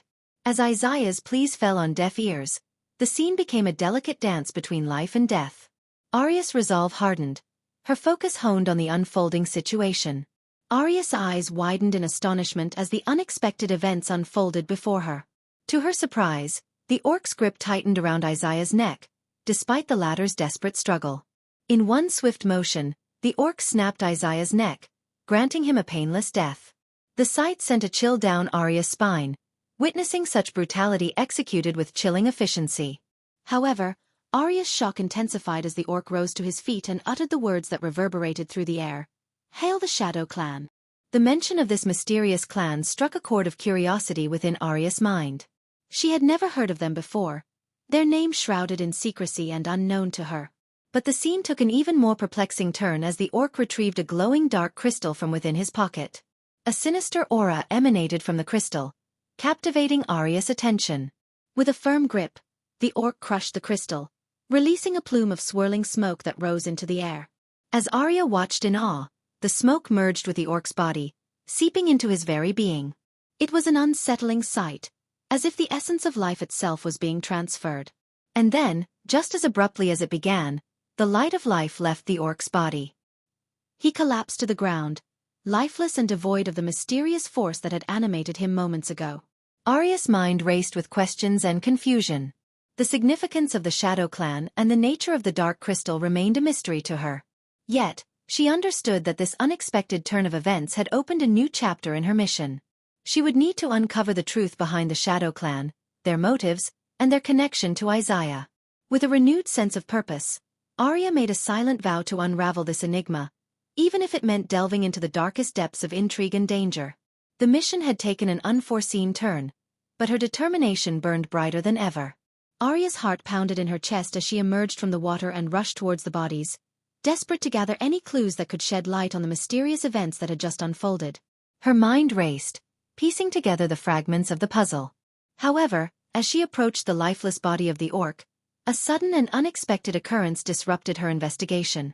A brilliant, eerie purple flame ignited around the orc's corpse, engulfing it in its otherworldly glow. A sense of foreboding washed over Arya as she watched in awe and confusion. Before her very eyes, the flames consumed the orc's remains until there was nothing left but fading embers.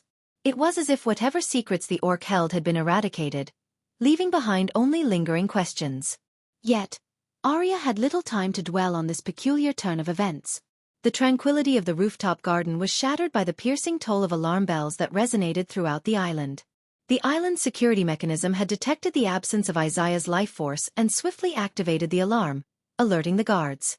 Clad in their formidable armor, the soldiers rushed into the garden with weapons drawn and fear etched on their faces. Their voices echoed with shock and disbelief as they beheld their lifeless lord, their shouts intertwining with each other in a chaotic chorus. Amidst the commotion, their attention turned to Arya, disguised as a maid. "Stop! What have you done?" One of the guards bellowed, his voice filled with accusation and anger. Arya's muscles tensed, ready to defend herself against the impending onslaught. But just as she was about to engage in battle, a familiar voice echoed in her mind. It was the Dark Lord's voice, resonating with authority and wisdom. "Don't fight them, Arya," the voice whispered. "Use your teleportation scroll to escape. Live to fulfill your mission." Arya's eyes widened in surprise as the Dark Lord's words echoed in her thoughts. She knew she had to heed his guidance. With a swift and calculated movement, she reached into her hidden pouch and retrieved the teleportation scroll. She activated the scroll, and in a flash of mystical energy, she vanished from the garden, leaving the bewildered guards behind. As she reappeared in a hidden location, Arya's mind raced with a mixture of relief and determination. The encounter with the orc, the discovery of Isaiah's lifeless body, and the Dark Lord's message all converged into a singular purpose: to uncover the truth, fulfill her mission, and ultimately, bring justice to those responsible. Meanwhile, in the manor of Ingram, tension hung heavy in the air as Adelia adamantly refused to let Ingram take any part in Gaia's life. The room was filled with their icy silence, their gazes locked in a battle of wills. Adelia stood tall and unwavering, her determination shining through her eyes. "I won't allow you to ruin her life any further," Adelia declared, her voice filled with a mixture of anger and resentment. "You abandoned her when she needed you the most. You have no right to be a part of her world now." Ingram's face contorted with pain, his eyes pleading for understanding. "Adelia, I've made mistakes, I admit that. But I've changed. I've spent centuries trying to protect her from the darkness that lurks out there." Adelia scoffed, her voice laced with bitterness. "Protect her? You, an elder vampire working for Dagon, the ruler of hell. You abandoned her when she was just a baby. Don't you dare claim to be her protector now." Ingram's voice grew desperate, his words aching with remorse. "I did what I had to do to keep her safe. You have no idea the sacrifices I've made, the battles I've fought. One day, Adelia, I will make you see. I will make up for everything." Before Adelia could retort, a sudden shift in the atmosphere caught her attention. A powerful force was approaching, one that sent shivers down her spine. She recognized it immediately and knew what it meant. Azazel, the Dark Lord's demon butler, was drawing near. Adelia's heart raced with both fear and relief. She wanted Azazel to arrive, not the Dark Lord himself. She knew Azazel had his own agenda, and she hoped he could be persuaded to capture Ingram without revealing his true allegiance to the Dark Lord. She couldn't risk the Dark Lord discovering Ingram's identity as an elder vampire and the knowledge that he had abandoned Gaia. With an icy calmness, Adelia turned to Ingram, her eyes never wavering. "You will do nothing, Ingram," she stated coldly. "I am about to capture you and send you somewhere you won't be able to intervene in Gaia's life any longer. This is the consequence of your actions." Ingram's face twisted with a mix of shock and anger, but Adelia paid him no heed. She had no love left for him, only anger and a desire to protect their daughter from his tainted influence. Her plan was set, and she awaited Azazel's arrival, knowing that he would ensure Ingram's capture. Deep down, Adelia knew that Azazel's presence signaled danger, but she couldn't risk the greater threat that the Dark Lord posed. Her focus was on safeguarding Gaia's future, even if it meant sacrificing any lingering shards of affection she once held for the man before her. Adelia's mind raced with conflicting emotions as she anxiously awaited Azazel's arrival. Her loyalty to the Dark Lord remained steadfast, and she knew that Gaia was a cherished being in his eyes. Adelia couldn't bear the thought of jeopardizing her daughter's position in the Dark Lord's realm, but she also didn't wish for Ingram's life to be extinguished by the Dark Lord's wrath. Ingram's true identity as an elder vampire, working under Dagon, the ruler of hell, made him a dangerous and potent adversary. Adelia was well aware of his formidable power, one that surpassed her own. She knew that engaging in a direct confrontation with Ingram would be not only futile but also potentially lethal for her. Azazel, on the other hand, was an entity she could manipulate to serve her purpose. As the Dark Lord's demon butler, Azazel held a certain level of allegiance to Adelia due to her high status within the Dark Army. She hoped that by summoning Azazel instead of the Dark Lord, she could maintain some semblance of control over the situation.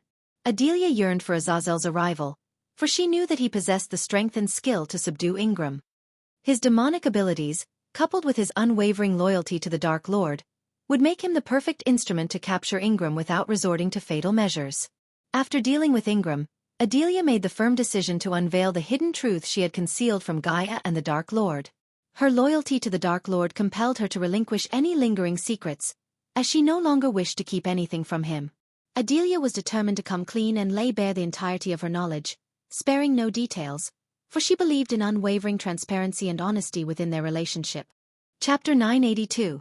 Vampire Death Squad vs. Michael I. While Arya and Azazel were on their mission, Ricky ventured through the empty hall.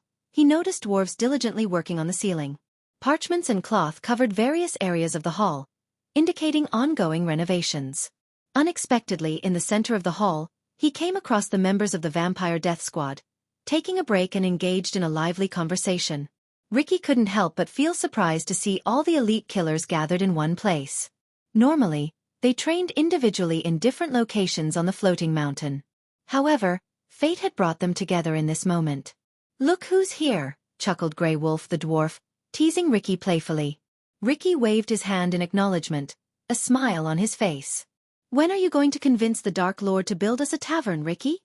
growled Bear, his deep voice resonating through the hall. Ricky contemplated for a moment, considering the suggestion. A tavern, huh? It may not be at the top of my priority list, but perhaps I can find a way to squeeze it in, Ricky replied with a hint of amusement.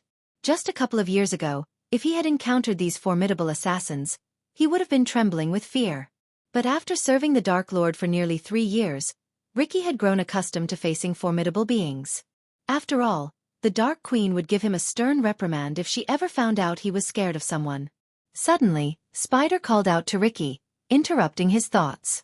He turned his attention towards the alluring blonde vampire. Hey Ricky, she beckoned, her voice carrying a mixture of intrigue and curiosity. We're having a friendly bet. Care to join in? Spider asked, her voice filled with mischief and intrigue. Ricky, intrigued by the proposition, walked towards Spider and the rest of the vampire death squad. The members of the squad couldn't help but grin at Spider's invitation. Meanwhile, the dwarves working on the construction project seemed terrified, fully aware of what the bet entailed. Curiosity piqued, Ricky asked, "What's the bet about?" He couldn't help but notice the seductive smile on Spider's face, and he knew from experience that trouble often followed when an alluring beauty like her was involved. After his recent breakup with Olivia, Ricky had decided to steer clear of such entanglements. We're betting on who among us would have a better chance of defeating the Dark Lord if he had no cultivation power, Spider revealed, her words hanging in the air. Ricky's eyes widened in shock at the audacity of the wager. However, he quickly frowned, considering the nature of the bet. In the Dark Army, conversations like these were commonplace. Even the weakest soldier in the Dark Army harbored the imagination of challenging the higher-ranking members. They were well aware that they would be swiftly defeated if they dared to try, but it didn't stop them from indulging in such fantasies. It was only natural for these elite killers to ponder what would happen if they were to face the Dark Lord on equal terms. Ricky understood that, despite the inherent dangers, such discussions were part of the norm in the Dark Army. Everyone knows it'd be me, Bear growled in his rough voice, his hand instinctively gripping his trusty axe. His confidence was evident, as he believed he possessed the strength to overcome the Dark Lord. Snake, the expert in poisoning techniques, shook his head and remained aloof from the conversation. He knew his skills lay in stealth and cunning rather than direct confrontation.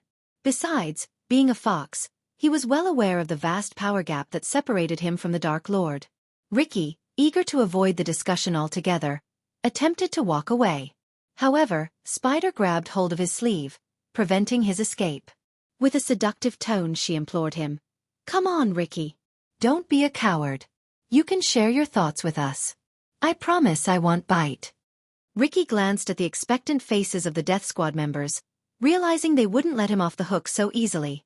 Reluctantly, he replied, Well, my answer might not be what you want to hear. Curiosity piqued, White Wolf, an elf, pressed. What is it, Ricky? Ricky took a deep breath before responding. The Dark Lord, obviously. He can overpower any one of you, with or without his cultivation power. The truth hung in the air, a sobering reminder of the Dark Lord's unrivaled might.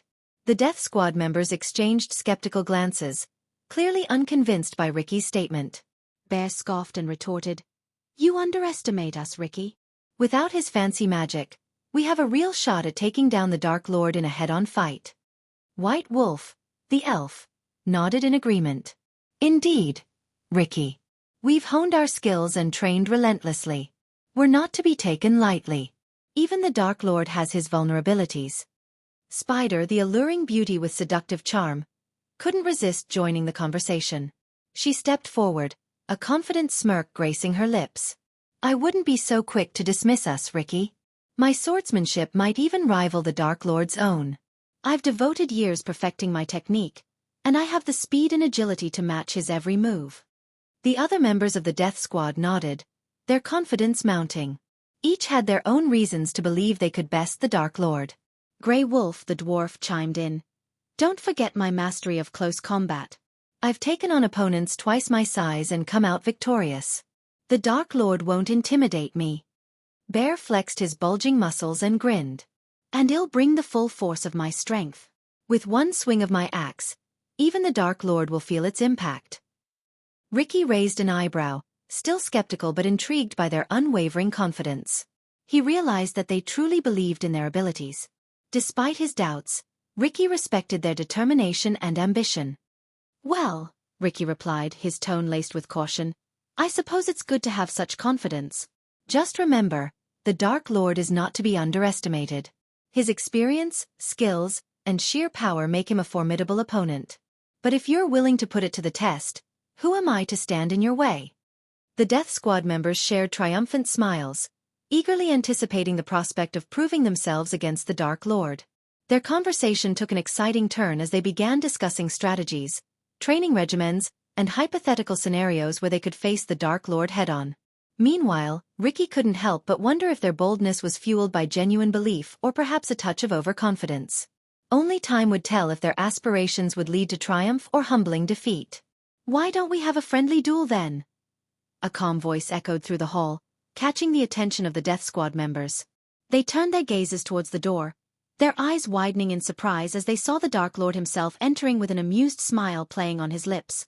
Contrary to Ricky's expectations, the Death Squad members appeared pumped and excited instead of being consumed by fear. Their lack of trepidation, even in the presence of the Dark Lord, surprised Ricky. He understood that these individuals were the most skilled and experienced killers, unfazed by mere intimidation. It took more than that to rattle their composed demeanor. Ricky swiftly bowed as the Dark Lord approached, patting him on the back in a reassuring manner. Michael's gaze shifted towards the Death Squad members, his expression a mix of amusement and curiosity.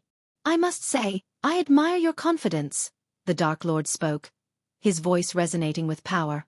And I am obliged to satisfy your thirst for curiosity, am I not? The Death Squad members exchanged glances, their excitement palpable. It was a rare opportunity to showcase their skills before the very being they had sworn loyalty to. Spider stepped forward, a glint of determination in her eyes. We would be honored, my lord, she replied, her voice steady and resolute. To have a chance to test our mettle against you would be the greatest challenge we could ask for. The Dark Lord's smile widened, his gaze shifting from one member to another. He seemed genuinely intrigued by their proposition. This unexpected turn of events had brought an air of exhilaration to the hall, as the prospect of witnessing the clash between the Dark Lord and his elite killers loomed before them. Ricky watched in awe as the stage was set for an extraordinary confrontation.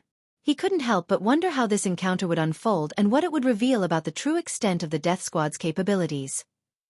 Little did he know that this friendly duel would not only test their skills but also deepen their bond with their enigmatic leader, the Dark Lord himself. Go bring Eladir to me, Ricky, commanded Michael, his voice carrying a sense of authority. Ricky nodded in response and quickly made his way to find Eladir, one of the Dark Lord's trusted advisors. He located Eladir in his study, engrossed in ancient texts, and relayed the Dark Lord's request. Eladir followed Ricky back to the hall, curiosity etched on his face. As they entered, he scanned the scene, taking in the animated conversations and the palpable energy that filled the air. Eladir approached Michael, his brows furrowed in puzzlement. What is going on here, my lord? Eladir inquired, his voice laced with intrigue. Michael's eyes sparkled with amusement as he explained, the Death Squad members had an interesting proposition. They wanted to have a friendly duel among themselves, betting on who has the chance to defeat me. Eladir's eyes widened in surprise, his gaze shifting towards the Death Squad members who were now preparing themselves for the impending challenge. It was not every day that the Dark Lord entertained such requests, but he understood the importance of fostering camaraderie and testing their mettle.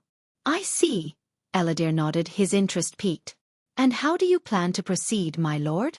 A mischievous smile danced on Michael's lips as he revealed his plan. I want you to create an array around the hall, one that will prevent spellcasting. This way, they can engage me on fair grounds without relying on magical abilities. Eladir nodded in understanding, acknowledging the fairness of the arrangement. It was crucial for the Death Squad members to have a genuine opportunity to demonstrate their martial prowess without the interference of external forces. And what about your cultivation, my lord? Eladir asked, his gaze searching Michael's eyes. Michael's expression turned serious as he replied, I will suppress my cultivation to the soul refining stage, one stage below their current level, the fusion stage. This will provide them a fair chance to gauge their abilities against mine truly. Eladir nodded in approval, recognizing the significance of Michael's decision. It showcased not only his respect for the Death Squad members but also his desire to push them to their limits, fostering growth and instilling confidence. As the preparations continued and the array took shape, the hall buzzed with anticipation. The Death Squad members, now aware of the magnitude of this opportunity, stood tall, their expressions filled with determination. They were about to engage in a battle that would test their skills, bond them further as a team, and provide them invaluable insights into their own capabilities. As word spread throughout the floating mountain, the sound of hammers and chisels gradually faded away. The dwarves, who had been tirelessly working on the construction, set their tools aside and gathered around the hall. Excitement and curiosity glimmered in their eyes as they joined the growing crowd, eager to witness the impending duel between the Death Squad members and their formidable Dark Lord. Within the hall, Michael stood at the center, a commanding presence that radiated power and confidence. The Death Squad members had taken their respective positions, their eyes fixed on their enigmatic leader. Michael's gaze swept over the assembled crowd, his piercing black eyes resting on each individual momentarily before he removed his sword sheaths. The sound of the sheaths hitting the ground echoed in the silent hall, drawing the attention of everyone present. Michael's dark swords, symbols of his authority and strength, lay discarded on the floor. A murmur of surprise and awe rippled through the onlookers, recognizing the significance of his action. "I will fight without my swords," Michael declared, his voice resonating with a blend of determination and caution. "I don't want to kill you guys accidentally." With deliberate grace, Michael slid off his long black coat, revealing the toned muscles that lay beneath. He then rolled up the sleeves of his black turtleneck, baring his forearms to the eager eyes of the Death Squad members. The faint sound of his knuckles cracking filled the air as he flexed his fingers, preparing himself for the impending clash. Deep down, Michael understood the significance of this moment. It was not just about asserting his power but also about earning the respect and loyalty of these skilled assassins. He knew that only by surpassing their expectations and demonstrating his unrivaled strength could he establish himself as their rightful leader. Thus, he resolved to push himself to the limits, willing to unleash a force that would leave the Death Squad members in awe, solidifying his reputation as the Dark Lord. Chapter 983, Vampire Death Squad vs. Michael 2, Calm Before the Storm Chapter. "Shall we face you one by one, my lord, or dash?" Spider inquired, her voice filled with anticipation. But before she could finish her sentence, Michael interjected with a playful chuckle. "That would be boring, and the fight would be over in a mere moment," he remarked, knowing that individually, none of them stood a chance against him. Spider's eyes gleamed with a deadly mix of excitement and venomous intent.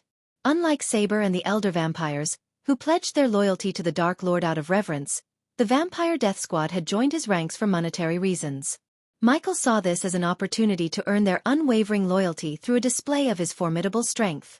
"Bring forth your best skills," Michael goaded the Death Squad members, a mischievous smile playing on his lips. With that, the battle between the Dark Lord and the Death Squad members commenced. The vampires swiftly closed in, surrounding Michael, their gazes focused and their bodies tense with anticipation. Each member carefully positioned themselves, strategizing their approach. The battle between the Dark Lord and the Death Squad members erupted into a flurry of movement and clashes. The vampires, driven by a mix of determination and desperation, attacked with their chosen weapons, each showcasing their unique skills. White Wolf, a skilled archer with deadly accuracy, notched an arrow and let it fly with lightning speed. The arrow whistled through the air, aimed straight at Michael's heart. But with a mere flicker of movement, he gracefully sidestepped, allowing the arrow to harmlessly pass by. His evasion was seamless, as if he possessed an innate sense of the arrow's trajectory. Grey Wolf, the agile dwarf with impressive close combat prowess, lunged forward with his daggers. His movements were swift and relentless, his small frame darting in and out as he attempted to breach Michael's defenses. But the Dark Lord was a master of anticipation. With incredible reflexes, he effortlessly evaded Grey Wolf's attacks, his body swaying and twisting with an uncanny grace. His bare hands became an extension of his being, deflecting strikes and countering with precision. Spider, the seductive beauty with lethal swordsmanship, danced forward with deadly elegance. Her sword gleamed in the dim light, and her eyes burned with a thirst for victory. With a series of lightning-fast strikes, she aimed to overwhelm Michael with her quick and precise movements. Yet, the Dark Lord's calm demeanor never wavered. He fluidly dodged Spider's slashes and parried her blows with the fluidity of water, evading her attacks with an almost supernatural grace. Bear, the hulking powerhouse wielding a long heavy battle axe, charged forward with a roar, his muscles bulging with raw strength. Each swing of his weapon was accompanied by a thunderous force that threatened to shatter anything it touched. But Michael's movements were deceivingly swift and nimble. With an almost ethereal agility, he evaded Bear's powerful strikes, slipping past the swinging axe with hairbreadth precision. The hall resounded with the clash of weapons, the echoes of grunts and shouts reverberating throughout the space.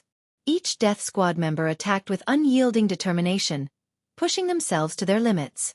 Yet, Michael's evasive maneuvers remained unfaltering, his actions a symphony of fluid motion. His body flowed seamlessly, evading attacks with a blend of subtle shifts, twists, and graceful steps. He relied on instinct and unparalleled perception, anticipating the Death Squad's moves before they even materialized. His movements seemed almost effortless, as if he was one with the air itself.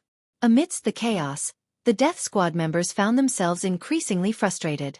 Their strikes grew more desperate, their attacks lacking the precision and finesse they had initially possessed. Despite their relentless onslaught, Michael appeared to be untouched, his calm facade unbroken. In this dance of combat, the Dark Lord demonstrated not only his physical prowess but also his strategic brilliance. He exploited the weaknesses in their movements, slipping through the gaps in their defenses with astonishing precision. With each evasive maneuver, he seemed to defy the laws of nature, his every motion calculated and deliberate. As the fight raged on, the Death Squad members exchanged glances, a mixture of awe and frustration in their eyes.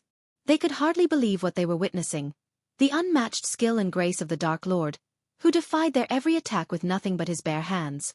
Bear's battle axe whistled through the air, propelled by sheer force, aimed directly at Michael. But in a display of uncanny agility, the Dark Lord effortlessly sidestepped the swinging arc of the massive weapon.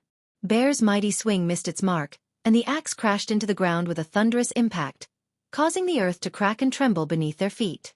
A smirk tugged at the corners of Michael's lips as he evaded Spider's furious sword strikes. With a swift and fluid motion, he maneuvered behind her, his movements like shadows in the night. In a surprising twist, he deftly seized two of Spider's arms, restraining her momentarily. His voice, barely above a whisper, reached her ears. Too slow. The momentary distraction allowed the Dark Lord to capitalize on his advantage. With a quick and forceful push, he propelled Spider forward, directing her path toward the towering figure of Bear. Spider stumbled, unable to regain her balance, and crashed into Bear with a resounding thud. The impact sent both of them sprawling to the ground, temporarily incapacitating them. Meanwhile, White Wolf, the skilled archer, took aim with his bow and let loose a flurry of arrows. The projectiles flew through the air with deadly precision, aiming to find their mark in the Dark Lord's heart. But Michael's reflexes were honed to an otherworldly level. With astonishing speed, he snatched the arrows from the air, catching them effortlessly between his fingertips. A smile played upon Michael's face as he twirled the arrows in his hand. In a feat that defied human limits, he swiftly turned the arrows around, positioning them as makeshift melee weapons. With a fluid motion, he wielded them like short sticks, a flickering blur of motion. In an instant, he closed the distance between himself and Grey Wolf, the agile dwarf who fought with relentless determination. With inhuman speed, the Dark Lord swung the arrow sticks in a devastating arc, connecting with precise accuracy. The makeshift weapons collided with Grey Wolf's head, knocking him off balance and sending him stumbling backward, dazed and disoriented. The impact was akin to a giant felling a sapling, the force of the blow reverberating through the hall. The dwarves, gathered in a tight-knit group, observed the breathtaking battle with wide eyes and hushed whispers. Their comments, filled with astonishment and a touch of dark humor, focused on the appearances of those involved. By the fiery forge! That one with the arrows, he's like a skilled marksman. Can't believe the Dark Lord caught him so effortlessly, exclaimed the dwarf with a bushy red beard, pointing at the archer in awe. And look at the Dark Lord there, swift as a mountain cat. Dodging Spider's strikes with ease, remarked the stout dwarf with a braided beard, his eyes sparkling with amazement. Ha!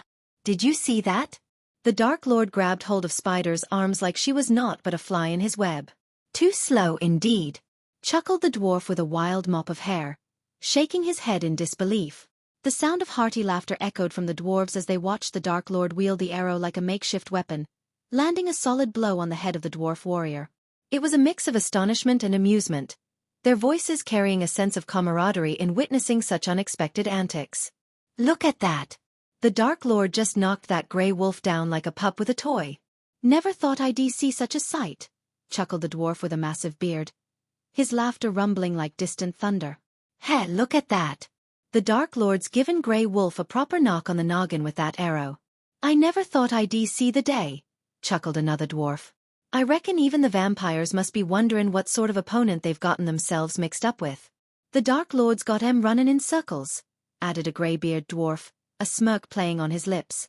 Who'd have thought the Dark Lord had such moves? He's like a dancer, swaying and spinning through the fight, murmured the dwarf with a braided beard, a mix of awe and amusement in his voice. The dwarves continued to watch, their eyes glued to the mesmerizing spectacle unfolding before them. Their comments, mingled with the sounds of battle, reflected their astonishment and admiration for the Dark Lord's prowess and the relentless assault of the vampire death squad. He's like a whirlwind, that Dark Lord. The vampires can't keep up. Did you see how he cunningly pushed Spider into Bear's path? A true master of strategy. Ha! I never thought I'd say this, but I'm actually root-in for the Dark Lord. Who would have guessed? Their voices rose and fell in a symphony of astonishment and camaraderie, their commentary a testament to the mesmerizing spectacle that unfolded before their eyes. The battle between the forces of darkness enraptured them, forging an unexpected bond among the dwarves as they marveled at the incredible display of skill and daring. The onlookers could hardly comprehend the spectacle unfolding before their eyes. The Dark Lord's agility, precision, and supernatural speed left them awestruck. The fight continued, a mesmerizing display of skill and power as Michael evaded, countered, and controlled the battlefield. The vampire death squad, momentarily catching their breath, formed a huddle, their faces etched with determination.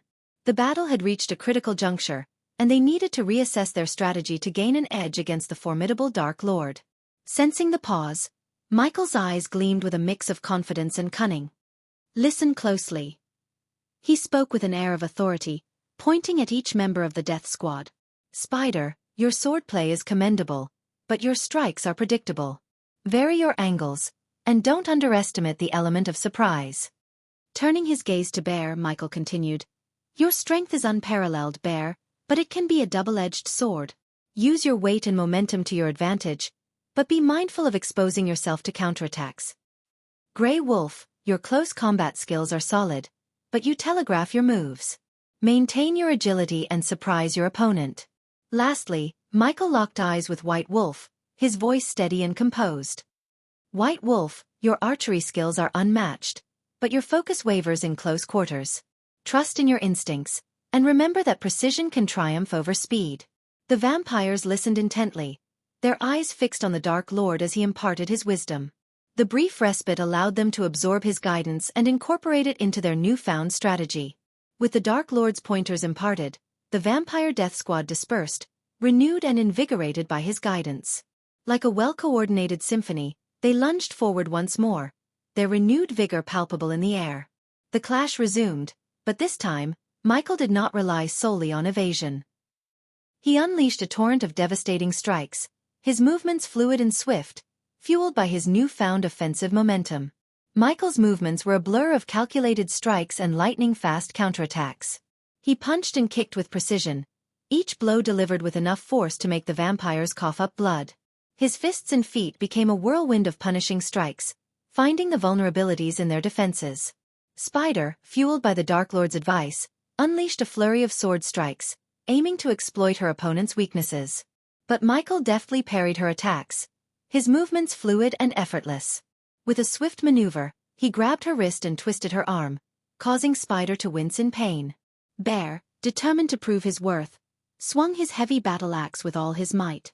But the Dark Lord sidestepped the attack and delivered a powerful spin hook kick, his leg cutting through the air like a lethal weapon. Bear, caught off guard, was sent sprawling backward, the impact reverberating through his body. It was a display of the Dark Lord's precision and strength, his attack executed with masterful skill. Meanwhile, White Wolf nocked an arrow, drawing his bowstring with renewed confidence. He aimed carefully, seeking to find a weakness in his opponent's defenses. Yet, before he could release the arrow, the Dark Lord closed the distance in a blink of an eye, knocking White Wolf's bow aside and delivering a powerful strike that sent him crashing to the ground. Grey Wolf, agile and determined, tried to outmaneuver the Dark Lord.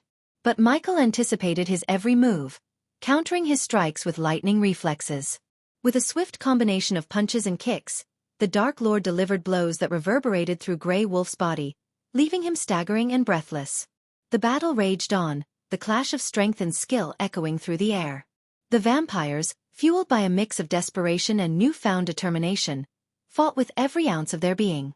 And the Dark Lord, driven by his own thirst for power and dominance, responded with a relentless onslaught, leaving the Death Squad members battered and bloodied in his wake. The battle within the hall reached its climax as Michael, fueled by a combination of skill, speed, and the hunger for victory, unleashed a series of deadly attacks. His movements were a blur of calculated strikes, each blow delivered with precision and bone-crushing force. Spider, despite her vampiric agility, was unable to evade the Dark Lord's relentless assault. With a swift, spinning kick, Michael struck her temple, causing her to stagger backward. As she struggled to regain her balance, he swiftly closed in, his fist connecting with her jaw in a devastating uppercut. The sickening sound of bones cracking echoed through the hall as Spider's body flew backward, crashing into a nearby pillar. Blood trickled from her mouth as her eyes rolled back, and she succumbed to unconsciousness. Bear, known for his formidable strength, swung his heavy battle axe with all his might, aiming for Michael's midsection. But the Dark Lord's reflexes were unmatched. With inhuman speed, he sidestepped the attack, swiftly ducking under Bear's guard. In a lightning-fast motion, Michael's fist collided with Bear's sternum, the impact resonating throughout the hall. Bear let out a guttural cough, blood spraying from his lips, before crumpling to the ground, unconscious and defeated. White Wolf, his quiver empty and his bow discarded, attempted a desperate strike, his clawed fingers aimed at the Dark Lord's throat. But Michael was quicker. He swiftly sidestepped the attack, seizing White Wolf's arm in a vice-like grip. With a vicious twist, the sound of snapping bones filled the air. White Wolf's howl of agony was cut short as he collapsed to the ground, his body racked with pain and unconsciousness enveloping him. Grey Wolf, the nimble dwarf known for his agility, tried to outmaneuver the Dark Lord's attacks. But Michael's movements were too swift, too precise. In a whirlwind of strikes, he relentlessly assaulted Grey Wolf, delivering powerful blows that left him reeling. The sound of impact reverberated through the hall as Michael's fists collided with Grey Wolf's body, each blow accompanied by a sickening crunch. Blood sprayed from Grey Wolf's mouth, and his legs buckled beneath him as he crumpled to the ground, defeated and unconscious. Despite the vampire's innate ability to heal, the force behind Michael's attacks had overcome even their supernatural resilience. The combination of his speed, skill, and sheer power had rendered them incapable of rising to their feet. The hall fell silent, save for the heavy panting of the defeated vampires and the echoes of bones cracking. Victory belonged to the Dark Lord, as he stood amidst the fallen, the embodiment of dominance and relentless power. Chapter 984, Another Great Clan Down, Calm Before the Storm. Chapter. After a few minutes, the members of the Vampire Death Squad stood before Michael, their expressions transformed with newfound respect. Even the once boisterous and unrestrained Bear remained silent, his eyes fixed on the Dark Lord. They realized that what they had experienced was not a true battle, but rather a friendly duel, and their minds wandered to the unimaginable consequences if they had faced the Dark Lord in a real fight. Each member understood that Michael had deliberately held back during their encounter. Otherwise, they would have met their demise within seconds. The weight of this realization settled upon them, leaving them in awe of the Dark Lord's power and restraint. Michael's gaze shifted across the members of the Vampire Death Squad, his voice carrying a tone of encouragement. "Do not be disheartened by this defeat," he began, his words resonating with conviction. "In fact, it is through more training and real-life battles that you can truly become perfect killing machines. Remember, strength is not solely measured by victory, but by the determination to improve." A brief pause hung in the air before Michael continued, his eyes gleaming with a sense of purpose. "After my wedding with Gaia, I will dedicate more time to your training. I will help you unlock your full potential and hone your skills to perfection. Together, we will become a force to be reckoned with." He then offered a word of caution, his voice filled with wisdom. "However, let me remind you that overconfidence can be a deadly flaw. Never allow your confidence to blind you. Stay vigilant, stay focused, and channel your strength with precision." The members of the Vampire Death Squad stood silently, their nods expressing their understanding and gratitude for the Dark Lord's guidance. They knew that under his tutelage, they had the opportunity to transcend their current limitations and become formidable warriors. Saber hovered in the sky above the kingdom of Dalgaram, his gaze fixed upon the sprawling headquarters of the Han Torum clan. The clan's stronghold, nestled in the heart of Ara, boasted an impressive dwarven architecture. Tall and majestic, it was crafted from dark gray stones, lending an air of strength and fortitude to its formidable presence. As nightfall approached, Saber patiently awaited his moment to infiltrate the clan. The dwarves, though lacking in cultivation power compared to other races, compensated for it with their mastery of unique and deadly weapons. The dwarf guards patrolled the clan, their watchful eyes scanning for any signs of intrusion. Hidden from their sight, Saber surveyed the scene from above, taking note of the various weapons carefully positioned around the clan. Each weapon exuded an aura of power and danger, a testament to the dwarves' expertise in forging formidable tools of combat. While Saber possessed the power to swiftly eliminate the dwarf guards and their deadly weapons if given the order, his current mission demanded a different approach. He had been tasked by the Dark Lord to infiltrate the Han Torum clan, reaching the clan heads with a crucial ultimatum. Their fate hung in the balance, for they had just 4 days to make a difficult choice: dismantle their revered clan or face the wrath of the Dark Lord. Saber's objective extended beyond mere destruction. He was to ensure that the clan leaders chose the path of dismantlement, allowing the Dark Lord to recruit the talented dwarves within their ranks secretly. His loyalty bound him to these orders, and he understood the larger strategic implications of such a move. Saber's mission was not solely about sowing chaos and leaving behind a trail of corpses, but rather to manipulate the clan's destiny to align with the Dark Lord's grand designs. As the dwarves continued their patrol around the majestic, dark gray stone-clad clan building, their conversation took a turn towards recent events. The destruction of the Guardian Guild by the Dark Lord became the topic of their discussion, and laughter filled the air. "Did you hear about the Alpha Guardians?" chuckled one dwarf, shaking his head in disbelief. They were supposed to be the epitome of strength, but they didn't stand a chance against the Dark Lord. "Yeah, it's hilarious." Another dwarf joined in, his voice brimming with amusement. That demon butler of his warned them, gave them 2 whole days to dismantle their precious Guardian Guild. And what did they do? Stayed put like a bunch of foolish humans. The dwarves burst into raucous laughter, their hearty guffaws echoing through the night. They couldn't comprehend the audacity of the Guardians, who believed they could actually defeat the Dark Lord. "I bet they thought they were invincible," a dwarf jeered, wiping away tears of mirth. "But look at what happened to Hulwick Island. The Dark Lord's spells shattered it into pieces and sent it sinking to the depths." "And that ethereal 2-headed dragon he fought," another dwarf chimed in, his voice filled with mockery. "They probably thought it was their savior, but the Dark Lord proved them wrong. He slayed it with ease." The dwarves continued their patrol, relishing in their laughter and the perceived superiority they felt over the fallen guardians. Their taunting remarks painted a picture of arrogance and disdain for those who dared challenge the might of the Dark Lord. As the dwarves reveled in their laughter and mockery, their amusement seemed boundless. Their jokes and banter flowed freely, further fueling their sense of superiority. "Those guardians, I tell ya, they must have rocks for brains," chuckled one dwarf, slapping his knee. "Who in their right mind challenges the Dark Lord and thinks they'll come out on top?" "Ah, humans," another dwarf chimed in, shaking his head in mock pity.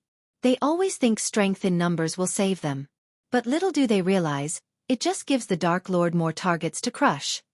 Laughter erupted once again, accompanied by a chorus of jests and jibes. "They're like ants marching to their own demise," a dwarf exclaimed, a mischievous glint in his eye.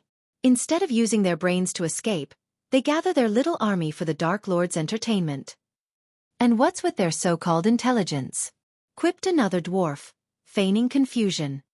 "They claim to be the smartest race, but when it comes to facing the Dark Lord, they're nothing more than bumbling fools."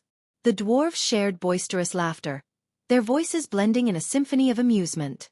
They reveled in their perceived intellectual superiority over the humans, mocking their choices and decisions. They thought they could defeat the Dark Lord, one dwarf exclaimed between fits of laughter.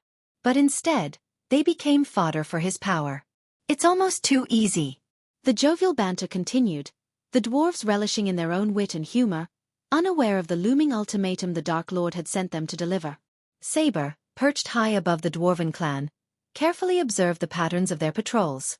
He analyzed their routes, noting the areas they frequented and the blind spots they might overlook. It was essential for him to find a gap in their vigilance that would allow him to infiltrate the clan undetected. As his sharp eyes scanned the dwarves below, he discovered a blind spot in their patrol route, a narrow alley tucked between two towering structures. It was a secluded path, hidden from direct view, where the dwarves seldom ventured.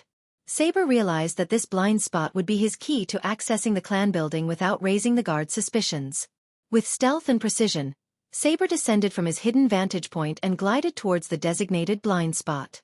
The narrow alley was shrouded in darkness, providing the perfect cover for his clandestine entry. He moved swiftly, his steps soundless, and disappeared into the shadows. Meanwhile, as Saber maneuvered through the hidden alley, a brief moment of uncertainty arose among the patrolling dwarves.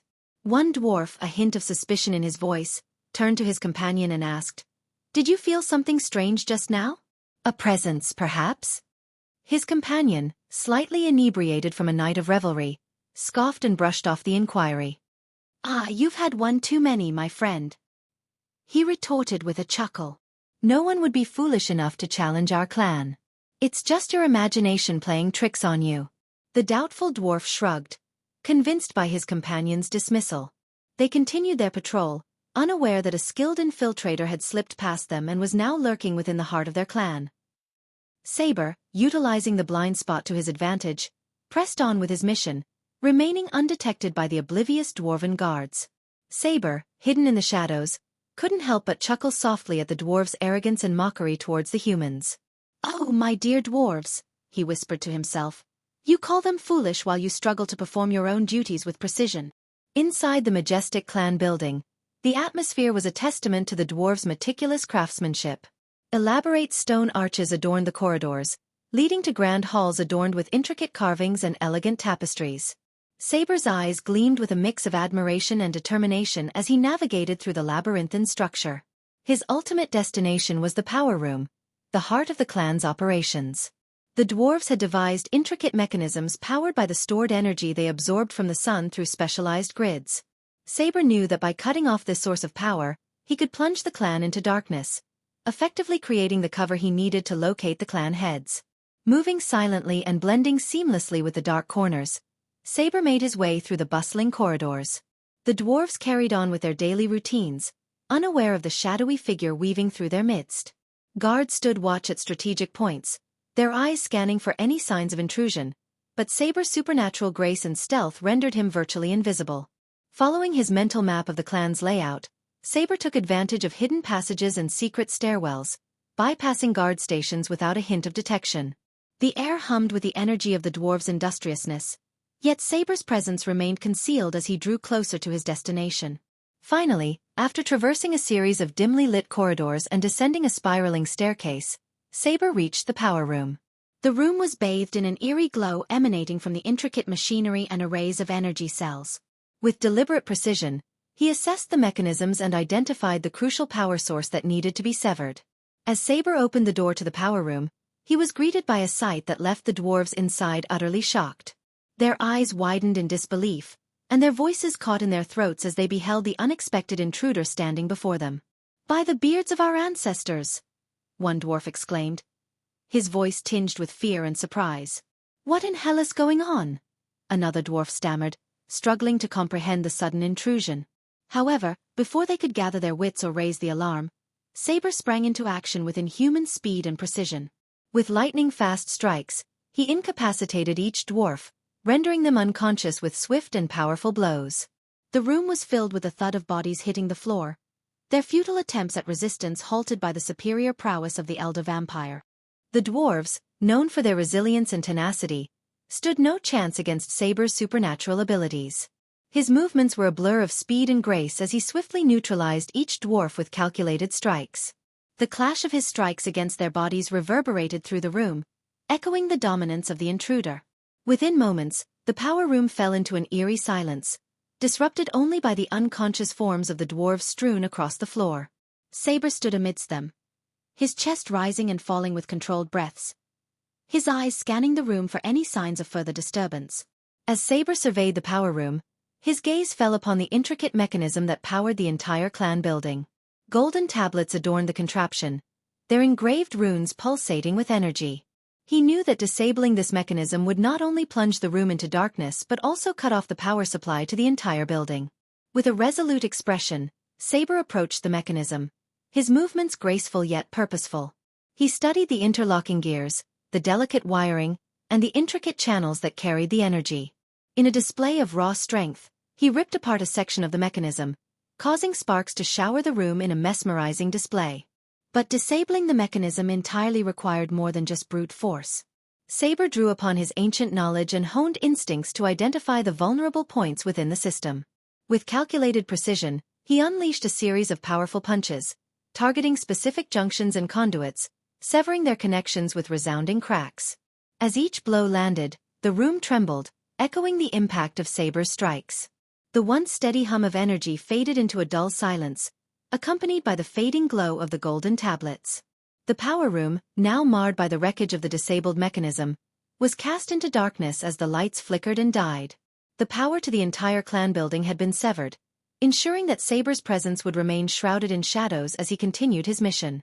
With the darkness as his ally, he would now navigate the vast halls and corridors, seeking out the clan heads and delivering the Dark Lord's ultimatum. Meanwhile, in a dimly lit chamber, a group of old dwarves gathered around a large oak table, their weathered faces illuminated by the soft glow of cigar embers. Wisps of smoke curled in the air as they deliberated on the best course of action to seize the opportunity presented by the destruction of the Guardian Guild. "We've been given a rare chance here, lads." One grizzled dwarf with a long white beard spoke with a deep rumbling voice. "With the Guardians scattered, we can expand our influence and claim what's rightfully ours." "Aye," another dwarf chimed in, his voice tinged with a touch of greed. "The resources, the territories. It's all ripe for the taking. We must strike while the iron is hot." As they plotted and debated their next move, their grand hall suddenly flickered with an unsettling glow, causing the chandeliers above them to tremble before plunging into darkness. The room echoed with the grumbles and curses of the dwarves, their frustration palpable. "Blast those imbeciles in the power room," one dwarf growled, his hand pounding on the table. "How many times have we told them to keep the lights on?" Amidst their collective vexation, the heavy wooden doors of the chamber creaked open, revealing a figure standing in the threshold. Shadows danced upon the walls as the dim light from the hallway cast an ethereal glow upon the mysterious intruder. The dwarves squinted, their eyes adjusting to the darkness, and they vaguely made out the figure's silhouette, holding two other dwarves by the hand. The captives appeared unconscious, their forms limp and lifeless. "What in the depths is this?" one dwarf exclaimed, his voice filled with a mix of curiosity and apprehension. The figure stepped forward, revealing a tall and imposing presence. His gaze, piercing and intense, seemed to cut through the darkness. The dwarf's eyes widened with a mixture of surprise and unease as they recognized the figure as Saber, the enigmatic intruder. Saber's voice, dripping with quiet authority, broke the silence. "Gentlemen, it seems there has been a change of plans. The Dark Lord demands your attention."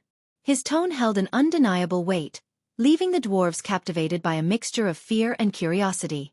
The old dwarves exchanged uncertain glances, their minds racing to comprehend the sudden turn of events. They knew they stood in the presence of a formidable adversary, and their instincts warned them to tread cautiously. As Saber stood there, the captive still held in his grip, the grand hall remained enveloped in darkness. The flickering glow of extinguished candles and the lingering scent of cigar smoke filled the air, creating an atmosphere thick with anticipation. The dwarves, their voices momentarily silenced, awaited Saber's next move, unsure of what fate awaited them under the command of the Dark Lord's emissary. Chapter 985. Another great clan down. Saber strode confidently into the room, his eyes scanning the dwarves as he locked the door behind him. In response, the dwarves sprang into action, rushing to the side of the room where their weapons were kept. Each dwarf retrieved a formidable warhammer or war axe, weapons that were nearly as tall as they were. Their determined expressions masked the fear that flickered within their eyes, a fear they couldn't fully conceal. A faint chuckle escaped Saber's lips as he surveyed the sight before him. The image of these stout dwarves, with their long beards and sturdy frames, standing defiantly against him, amused him greatly. Yet, beneath his amusement, Saber could sense the deep-rooted apprehension that gripped the dwarves. They understood the overwhelming power he possessed, and it haunted their every thought. "What does the Dark Lord want?" one of the dwarf leaders spoke up, his voice laced with a mixture of defiance and desperation, hoping to delay the inevitable confrontation. But deep down, the dwarves knew there was no reinforcement that could match the might of this death angel sent by the Dark Lord. "You know what the Dark Lord wants, dwarves," Saber replied, his voice carrying a chilling undertone. A devilish grin played upon his lips, as he relished the fear that washed over the dwarves. "The Dark Lord has given you 4 days to dismantle your clan. Should you choose to defy his will, you will witness the true extent of the Dark Lord's power." The dwarves trembled involuntarily, their minds unable to shake off the tales of the Dark Lord's devastation. They had heard the rumors, the accounts of how he effortlessly obliterated the Guardian Guild, an organization far superior to their own in terms of raw cultivation power. The dwarves had established their clan with the sole purpose of toppling the Elven Empress and her empire, never intending to engage the Dark Lord directly. They were fully aware of their own limitations when it came to facing such a formidable foe. However, the audacity of the Dark Lord's focus on their clan infuriated them, stoking a fiery determination within their hearts. Though fear and anger mingled within them, the dwarves understood that their options were limited. The choice before them was stark: dismantle their clan and potentially spare themselves from the Dark Lord's wrath, or defiantly challenge fate and face the full force of his fury. "Why the bloody hell is he targeting our clan? We haven't done a damn thing to provoke the Dark Lord," growled another dwarf, his frustration echoing through the hall. Saber, his hands clasped behind his back, began to pace slowly in a circle, his eyes fixed on the dwarves before him. The air crackled with tension as he spoke, his voice laced with a calm but undeniable authority. "The Dark Lord has granted you 4 days for a reason. Understand this: the great 8 clans will all crumble under the weight of the Dark Lord's power, one way or another," Saber explained, his words carrying a weight of truth that settled upon the dwarves like a heavy burden. "You dwarves are not foolish. You've heard the tales of what befell the Guardian Guild. No one is coming to save you. Spare yourselves the bloodshed and dismantle your clan." A silent understanding passed between the dwarves, their gazes meeting and reflecting the fear that simmered within each of them. They knew that survival and the opportunity to plot the downfall of the Elven Empire were of paramount importance. To foolishly face the wrath of the Dark Lord would be to seal their own demise. "Is the Dark Lord targeting Gondolin as well?" questioned another dwarf, their curiosity momentarily breaking through the tense atmosphere. The dwarves' deep-rooted animosity towards the Elven Empire burned brightly, even in the face of their current predicament. "He is," Saber replied, his voice tinged with a hint of indifference. "But your primary concern should be your own fate, dwarves. The Dark Lord merely wishes for the dismantling of your clan.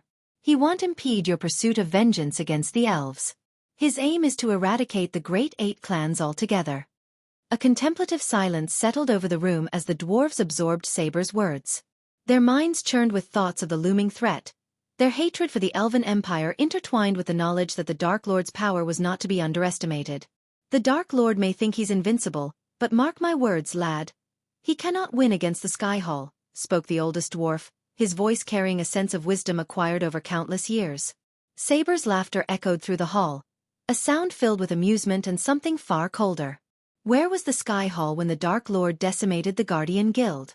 If you expect the Sky Hall to come to your aid, you'll be sorely disappointed. Besides, his tone turned solemn, his words laden with an air of finality, the Dark Lord has already won. This is just maintenance. A mix of resignation and defiance flickered in the dwarves' eyes as they grappled with the harsh reality of their situation. The weight of their decision pressed heavily upon them, as they contemplated whether to dismantle their cherished clan or risk annihilation at the hands of the Dark Lord. The room fell into a heavy silence, broken only by the distant echoes of their own thoughts as they wrestled with the dire choices that lay before them. "Can we trust the Dark Lord's word that he won't attack us once we dismantle the clan?" questioned the oldest dwarf, resignation etched into his weathered face. It seemed there was no escape from their current predicament.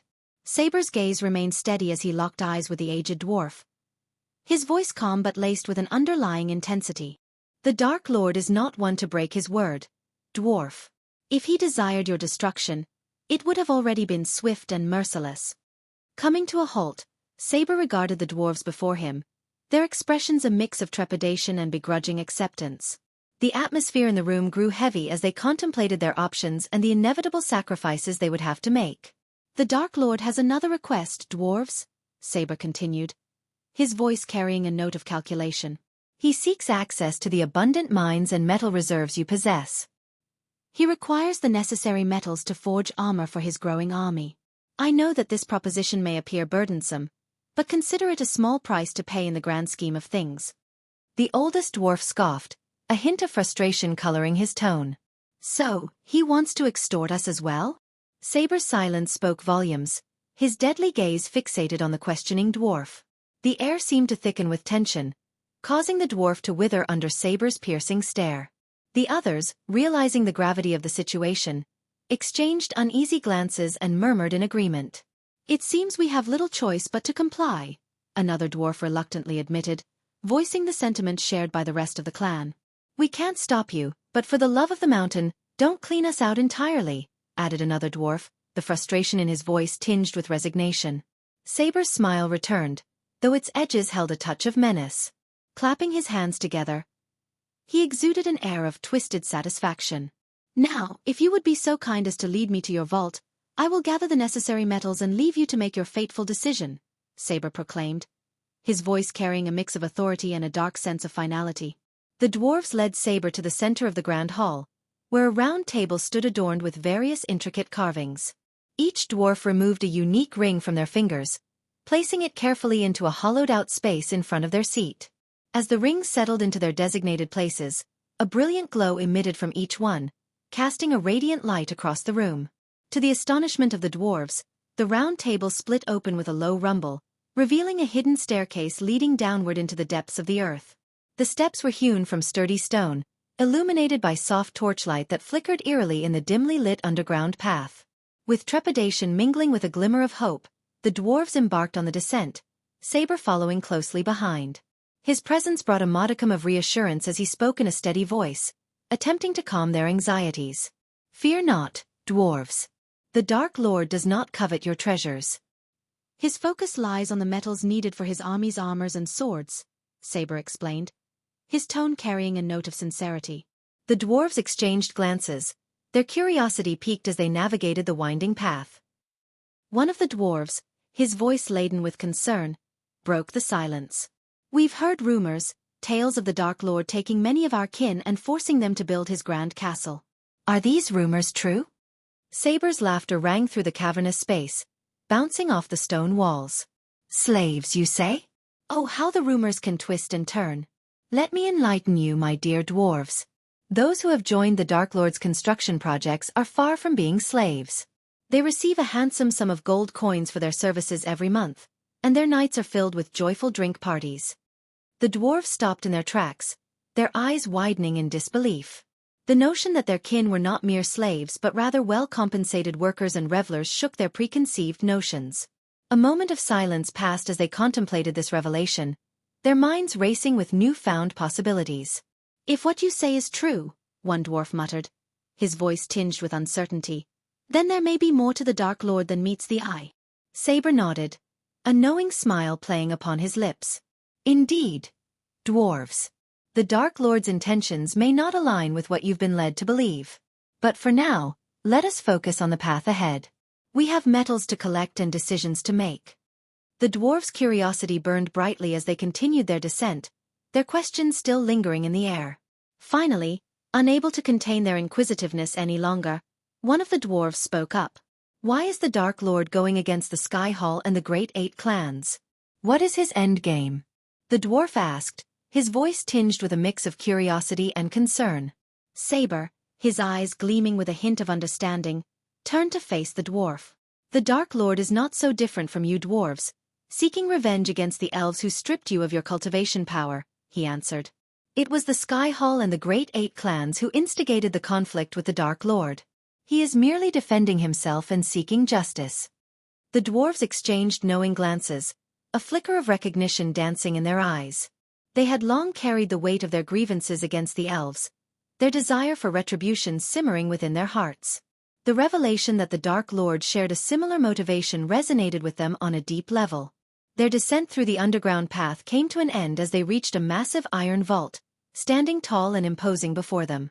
The dwarves approached it with reverence, their hands moving in a rhythmic pattern as they tapped on the door. With each tap, the vault responded, its mechanisms whirring and clanking until, at last, It swung open with a mighty creak. The sight that met their eyes was nothing short of breathtaking. The vault revealed its hidden treasures, glistening in the dim light. Gold and silver coins, precious gems, and magnificent artifacts adorned the shelves and gleamed from within ornate chests. The glimmer of the treasures cast a mesmerizing light upon Saber's face, illuminating the longing and determination etched upon his features. Chapter 986. Trista, Vampire Beauty. Meanwhile, Trista, the red-haired and alluring elder vampire, had arrived at the hidden island on the far side of the Azare continent. As she approached, the mist-shrouded island emerged from the depths of the vast ocean, revealing its mysterious and enigmatic presence. The island stood as a solitary fortress, its rugged cliffs jutting out defiantly against the crashing waves. Thick vegetation covered the land, intertwining with ancient ruins that spoke of a forgotten era. The air hung heavy with an otherworldly atmosphere, as if the island held secrets that yearned to be unraveled. Above the island, a couple of airships floated and hovered, their sails adorned with the golden insignia of the Guardian Guild, a bold G that symbolized protection and order. Trista's lips curled into a mocking smirk as she observed the oblivious guardians aboard the airships, unaware of the fate that had befallen their once revered guild. Little do they know, Trista snickered to herself, her voice filled with derision. Their precious Guardian Guild is no more. Soon, they shall join their fallen comrades in the realm of the dead. With a graceful motion, Trista took to the air, effortlessly soaring above the island without the need for wings. Her eyes scanned the landscape below, alert for any potential dangers that might lie in wait. As she flew, Trista's keen senses detected a gathering of guardians near a group of miners. Intrigued, she descended closer. Her crimson gaze fixated on the conversation unfolding among the guardians on the hovering ship. "I can't wait to return home," said a tall, muscular guardian with a scruffy beard, his armor gleaming in the sunlight. "This waiting game is getting boring. We need some action." A younger guardian, donning a sleek silver armor, nodded in agreement. "I heard rumors that the higher-ups are hiding something from us. And did you hear about the miner who killed himself? It's all because of this strange energy deposit they want us to unearth. It's driving people mad." Trista listened intently, her interest piqued. The mention of a powerful energy deposit and its effect on the miners intrigued her. The guardians themselves were unaware of the true nature of the task they had been assigned. With her crimson lips curling into a sly smile, Trista decided to delve deeper into this mystery. The unsuspecting guardians had unwittingly provided her with valuable information, and she intended to make the most of it. Hovering on the outskirts of the island, hidden amidst the mist, Trista plotted her next move. She knew that the strongest guardian on the island was merely at the soul refining stage, a stage below her own cultivation level, the fusion stage. This knowledge only fueled her confidence, knowing that she held a significant advantage. Trista's sudden landing on the deck sent shockwaves of panic and chaos through the unsuspecting guardians. Startled by her unexpected presence, they stumbled back, their eyes wide with disbelief and fear. The air crackled with tension as they beheld the seductive smile playing upon her lips, her eyes glistening with a cold, deadly intent. "Hello, boys," Trista greeted them, her voice laced with a hint of amusement. As her lips curled back, revealing her fangs, a collective gasp escaped the guardians. "Vampire," they whispered, their voices filled with both dread and awe. With a sly smile, Trista reassured them, her tone dripping with wicked charm. "Fear not, my dear guardians. I promise to make your deaths as painless as possible." The guardians hesitated, caught between the realization of facing a formidable opponent and the reluctance to surrender without a fight. Before they could come to a decision, Trista sprang into action, her movements a blur of grace and lethal precision. She descended upon them with a frenzy of unleashed power, tearing through their defenses like a predator unleashed upon its prey. Blood splattered across the deck as she rent apart their feeble resistance, each strike a symphony of destruction. Necks snapped with bone-chilling finality, their bodies crumpling lifelessly in her wake. The deck became a macabre tableau of carnage, strewn with the broken forms of once proud guardians. Trista stood amidst the wreckage, her red hair tumbling around her, drenched in the blood of her fallen foes. Her eyes gleamed with a mixture of triumph and hunger, her fangs stained crimson. Silence descended upon the deck, punctuated only by the soft lapping of waves against the airship. The guardians, who had dared to challenge the darkness, now lay defeated, their hopes shattered and their lives extinguished. As Trista reveled in her victory, Her smile vanished abruptly when a slight pain seared through her shoulder. An arrow had found its mark, penetrating her flesh. The wound did not deter her, but it ignited a cold fury within her. Slowly turning, Trista fixed her gaze upon the guardian who had managed to escape her initial onslaught. The sheer intensity of her killing intent radiated from her eyes, causing a wave of terror to wash over the guardian. His hands trembled as he notched another arrow, infused with golden arch energy. Desperation fueled his actions as he unleashed the arrow, hoping to halt the relentless vampire. But Trista was far from an easy prey. With lightning-quick reflexes, she snatched the arrow out of the air, her grip tightening around the shaft until it splintered in her grasp. A feral grin spread across Trista's face as she bared her fangs, a chilling display of her predatory nature. Without hesitation, she launched herself at the guardian with an unmatched speed. Her movements blurred in a flurry of deadly grace. Seizing him by the throat, Trista sank her fangs deep into the exposed flesh of the guardian's neck. A surge of energy coursed through her as she fed upon his life force. With each passing second, the guardian's youth seemed to drain away, his once vibrant body withering into a desiccated husk. In a matter of mere moments, the guardian's life force was extinguished, leaving nothing but a mummified corpse in Trista's grasp.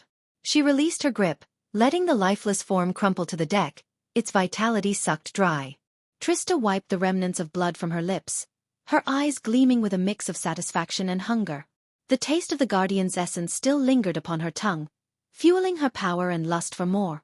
The deck now bore witness to the aftermath of yet another merciless display of Trista's deadly prowess. The fallen guardians lay strewn about, their bodies discarded and lifeless. Trista stood amidst the carnage, a figure of chilling elegance and unfathomable darkness. She surveyed her surroundings, her red hair cascading around her like a curtain of blood, as the mist-swathed island whispered secrets yet to be uncovered. Trista's wound on her shoulder mended itself with supernatural speed, a testament to her superior vampiric regeneration. As her body swiftly recovered, she ascended into the air, hovering above the hovering airship, her red hair billowing around her like flames in the wind. With a wave of her hand, she cast an ancient spell, its name lost to time, but its power unmistakable. A crimson mist rose from the fallen guardians, their lifeblood summoned by Trista's dark sorcery. The blood floated through the air, swirling and dancing as if guided by an invisible hand. It wove intricate patterns, like an ethereal tapestry, and enveloped the giant warship below. The vessel became ensconced in a cloak of pulsating red, the blood wrapping around it like a macabre shroud. Trista's gaze turned downwards, her eyes piercing through the mist to behold the guardians on the island below. Their expressions shifted from shock to pure terror as they witnessed the blood-covered ship and the enigmatic figure floating above. Their minds raced, trying to comprehend the supernatural spectacle before them, but their fear overwhelmed any rational thought. With a mere flick of her wrist, Trista exercised her control over the blood that encased the ship. The crimson threads tightened their grip, constricting and twisting. The vessel, now transformed into a horrifying harbinger of doom, broke free from its moorings and hurtled through the air like a meteor descending from the heavens. The sight was both mesmerizing and horrifying. The ship, streaked in vivid crimson, bore down upon the island, its trajectory unstoppable. Guardians scattered in panic, their futile attempts to flee crushed by the impending cataclysm. The earth shook beneath their feet as the vessel crashed into the island, a cataclysmic collision that rent the air with a thunderous roar. The impact unleashed an inferno of destruction, splintering the once tranquil island into a landscape of chaos. Mountains crumbled, flames licked the sky, and the echoes of screams filled the air. The guardians, who had dared to defy the darkness, were now victims of their own hubris, their lives extinguished in a devastating display of otherworldly power. Trista's lips curled into a sinister smile as she surveyed the aftermath of destruction. "The Dark Lord will be pleased," she murmured, her voice dripping with satisfaction, "to learn that these guardians have met their demise." Descending from the sky, Trista set foot on the scorched earth of the island. The trees stood ablaze, their branches reaching out like fiery fingers. Splintered wood from the shattered airship lay strewn about, engulfed in flames that cast flickering shadows across the scene. The ground was littered with the fallen guardians, some lying lifeless while others writhed in agony, their groans of pain filling the air. Ignoring the wounded guardians, Trista's gaze locked onto the mouth of a nearby cave. With a surge of unnatural speed, she dashed towards it, her form disappearing into the darkness. The cave exuded an eerie atmosphere, its depths shrouded in an impenetrable blackness. Mining equipment lay discarded along the path, a testament to the island's previous occupants. As Trista ventured deeper into the cave, torchlight flickered in the distance, drawing the attention of some guardians who had taken shelter within its depths. They hurried towards her, their weapons at the ready, only to be met with a swift and merciless demise. Their necks snapped with bone-chilling finality, their bodies falling lifelessly to the ground. Pressing onward, Trista continued her solitary journey through the labyrinthine cave. Finally, she reached a cavernous opening, where a small ray of sunlight pierced through the ceiling, illuminating the scene below. Water trickled around the edges, forming a delicate meandering stream. In the center of the chamber, encased within a cage of peculiar metal, crackled a pulsating ball of black energy. Ancient skeletons, weathered and desolate, lay scattered around it like forgotten guardians of the past. However, suddenly she heard a whisper in the air. A chill ran down Trista's spine as the soft whisper drifted through the air. "Release me," it cooed, its words laced with promises of immense power. Her head throbbed, the weight of the offer pressing upon her mind. Yet, she fought against the allure, knowing the consequences of succumbing to such temptation. With steely determination, Trista activated the earpiece nestled in her ear, connecting her with the Dark Lord. "I have found the energy deposit," she conveyed with urgency, her voice laced with a mix of excitement and caution. "But you must come quickly.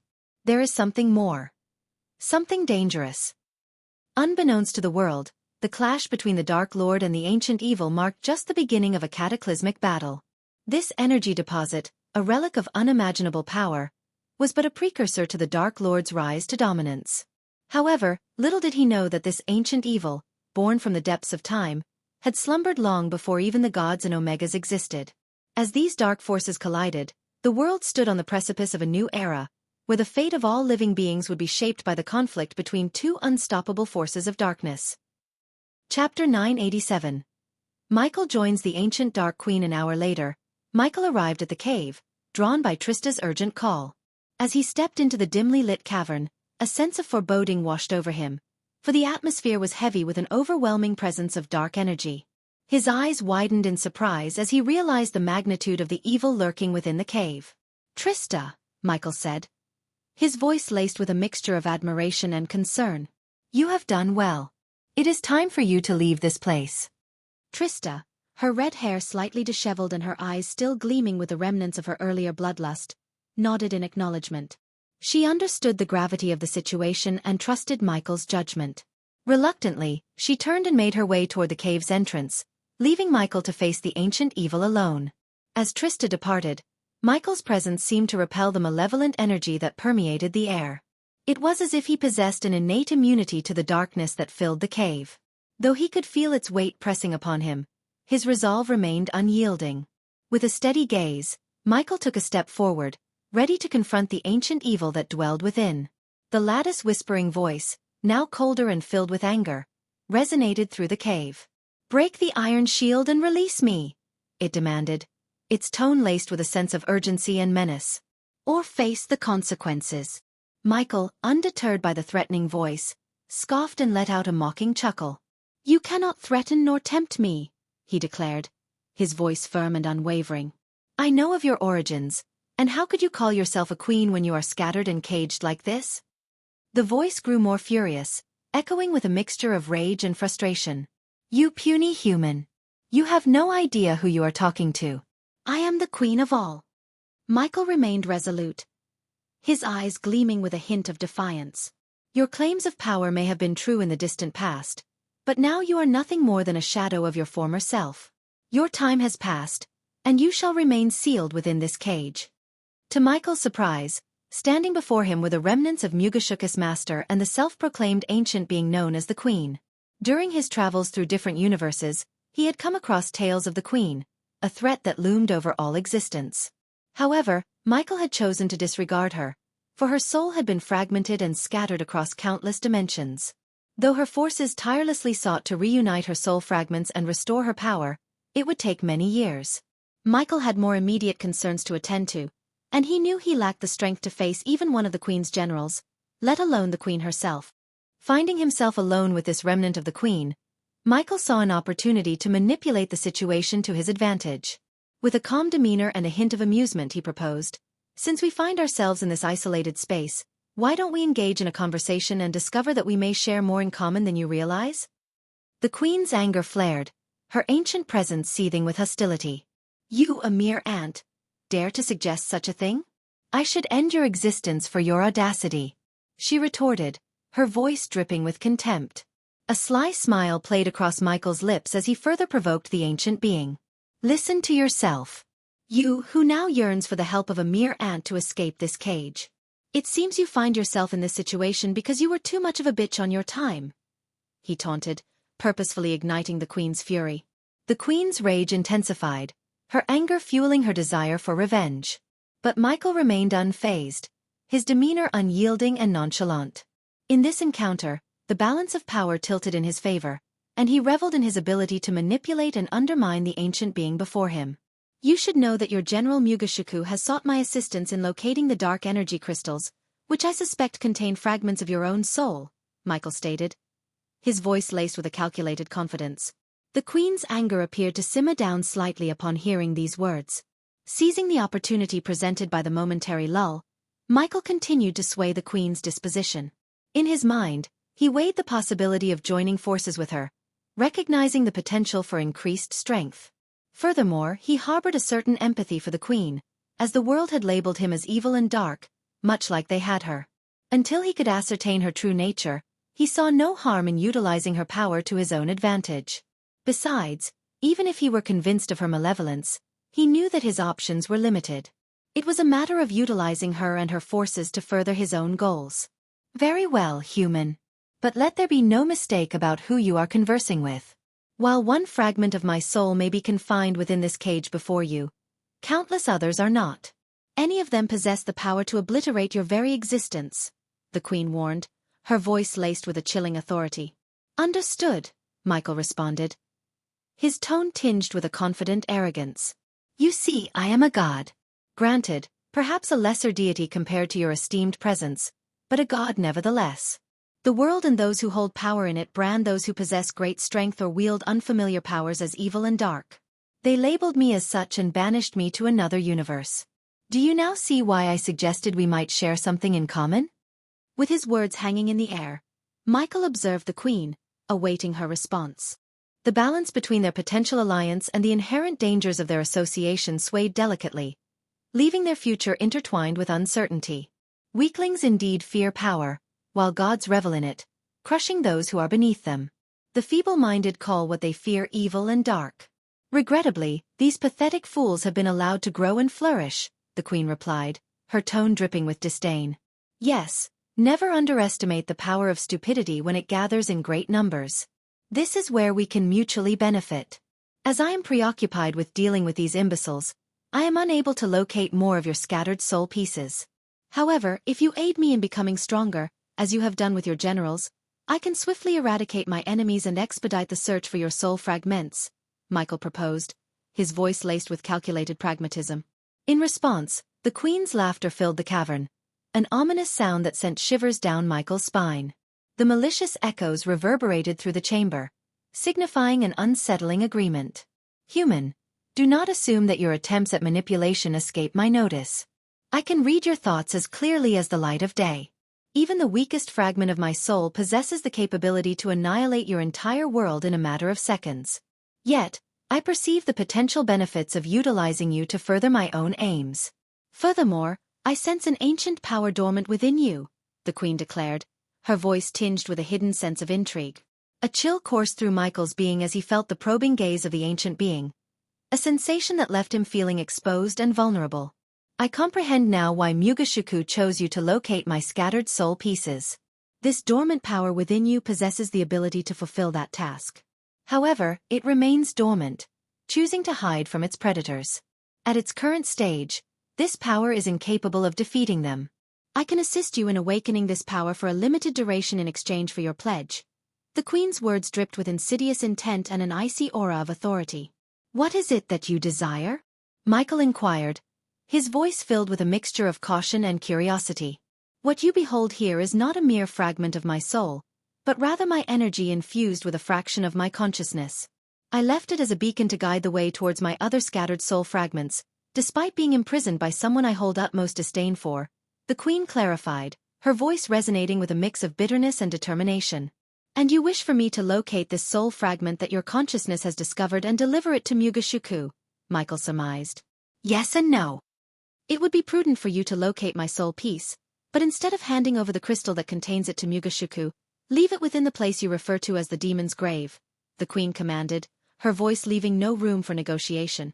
The temptation to awaken the dormant system was too alluring for Michael to resist. He recognized the symbiotic relationship between himself and the system, realizing that if the queen could temporarily awaken the system, he could utilize the accumulated badass points to locate more hidden seeds of darkness and find a permanent solution to prevent the system from remaining offline. I can fulfill your request. You have my word, Michael pledged, his tone laced with a tinge of eagerness and caution. I care not for your words, human. Failure to uphold this agreement will result in the wrath of my minion, Mugashuku.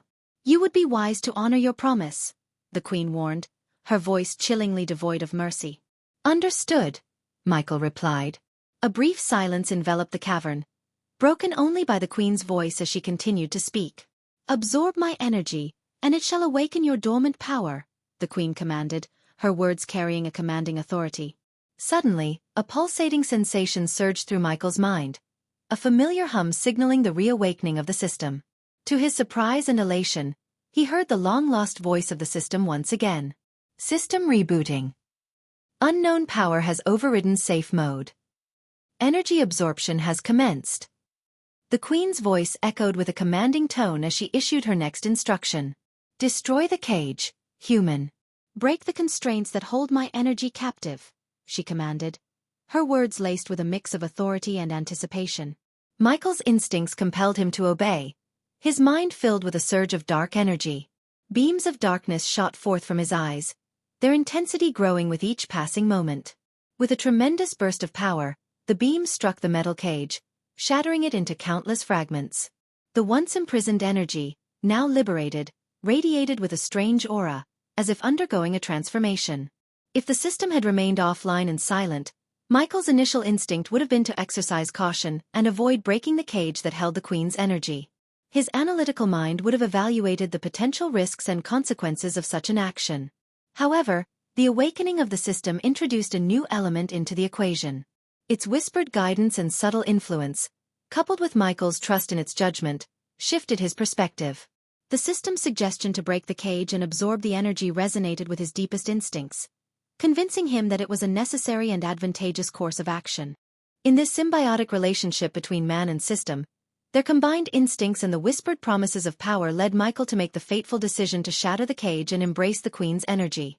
As the shattered fragments of the cage fell to the ground, the released energy began to manifest itself in a peculiar manner. It swirled and twisted, coalescing into intricate patterns and symbols that danced in the air around Michael. The energy seemed to be drawn towards him, and a powerful force drew it inward. Within Michael's being, the system that had lain dormant for what felt like an eternity greedily absorbed the newfound energy. It crackled and surged, merging with the dark sliver of energy that had once been the queen's. The merging of the two forces produced an otherworldly glow, as if a cosmic exchange was occurring within Michael's very core. With each passing moment, the dark sliver of energy dissipated, vanishing into Michael's body. The absorption completed, the once dormant system hummed with renewed vigor, intertwining with the latent power that had been awakened. Michael's senses sharpened, his veins pulsating with a newfound strength, as if the amalgamation of dark energy and system had forged him into something beyond human. As the final remnants of the queen's energy vanished, Michael stood before the radiant aftermath of the cage's destruction, a transformation evident in his eyes. Chapter 988. The system is back online. System online. The system will go offline in 1 hour. As the system came back online, its familiar voice echoed within Michael's mind, bringing a sense of reassurance and excitement. I'm glad to have you back, system, he whispered. With the system's return, Michael knew he had a powerful tool at his disposal, one that could aid him in his quest for the seeds of darkness. I need to know where to find more seeds of darkness, Michael stated, his voice filled with determination. The system's response was swift and concise. To locate all the seeds of darkness, a total of 5 million badass points is required.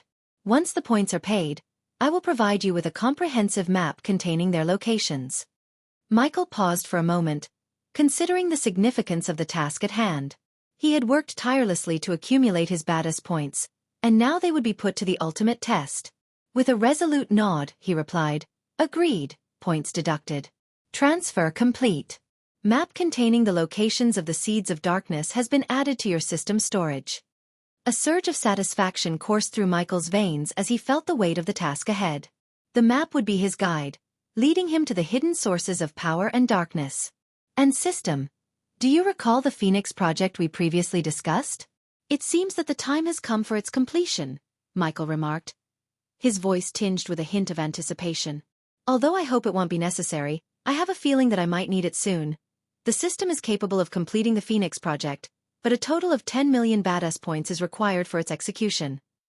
Consider it done, Michael responded without hesitation. With the system fully operational, even if only for an hour, he wasted no time in setting his plans into motion, carefully orchestrating the unfolding events and preparing the stage for the imminent battles that lay ahead. After returning from the cave, Michael entered his forge in the demon's grave, where the metal he required from Saber was waiting for him. The flickering flames of the forge cast eerie shadows on the walls, creating an atmosphere of anticipation. He approached the workbench and carefully retrieved the parchment where he had sketched the designs for his armor and Gaia's armor. Unfolding the parchment, Michael studied the intricate details of each piece, envisioning how they would come to life. He knew that the completion of his armor required not only skill but also the finest metals. With the system back online, it had provided him with a comprehensive list of suitable metals, thanks to the information he had received from Saber. However, as he reviewed the list, Michael realized that his priorities had shifted. He had spent a significant amount of his accumulated badass points on life-saving backup plans and crucial resources that were more important than obtaining the Dark Ore for his armor. The cost of acquiring the Dark Ore through badass points exceeded the remaining points he possessed. Undeterred by this setback, Michael made a decision. He would proceed with forging his armor using the worldly metals available to him, knowing that the expertise of a skilled blacksmith like himself could still create a formidable piece of equipment. He would reserve the option to upgrade the armor with the Dark Ore in the future, once he had accumulated the necessary points or discovered alternative means of obtaining it.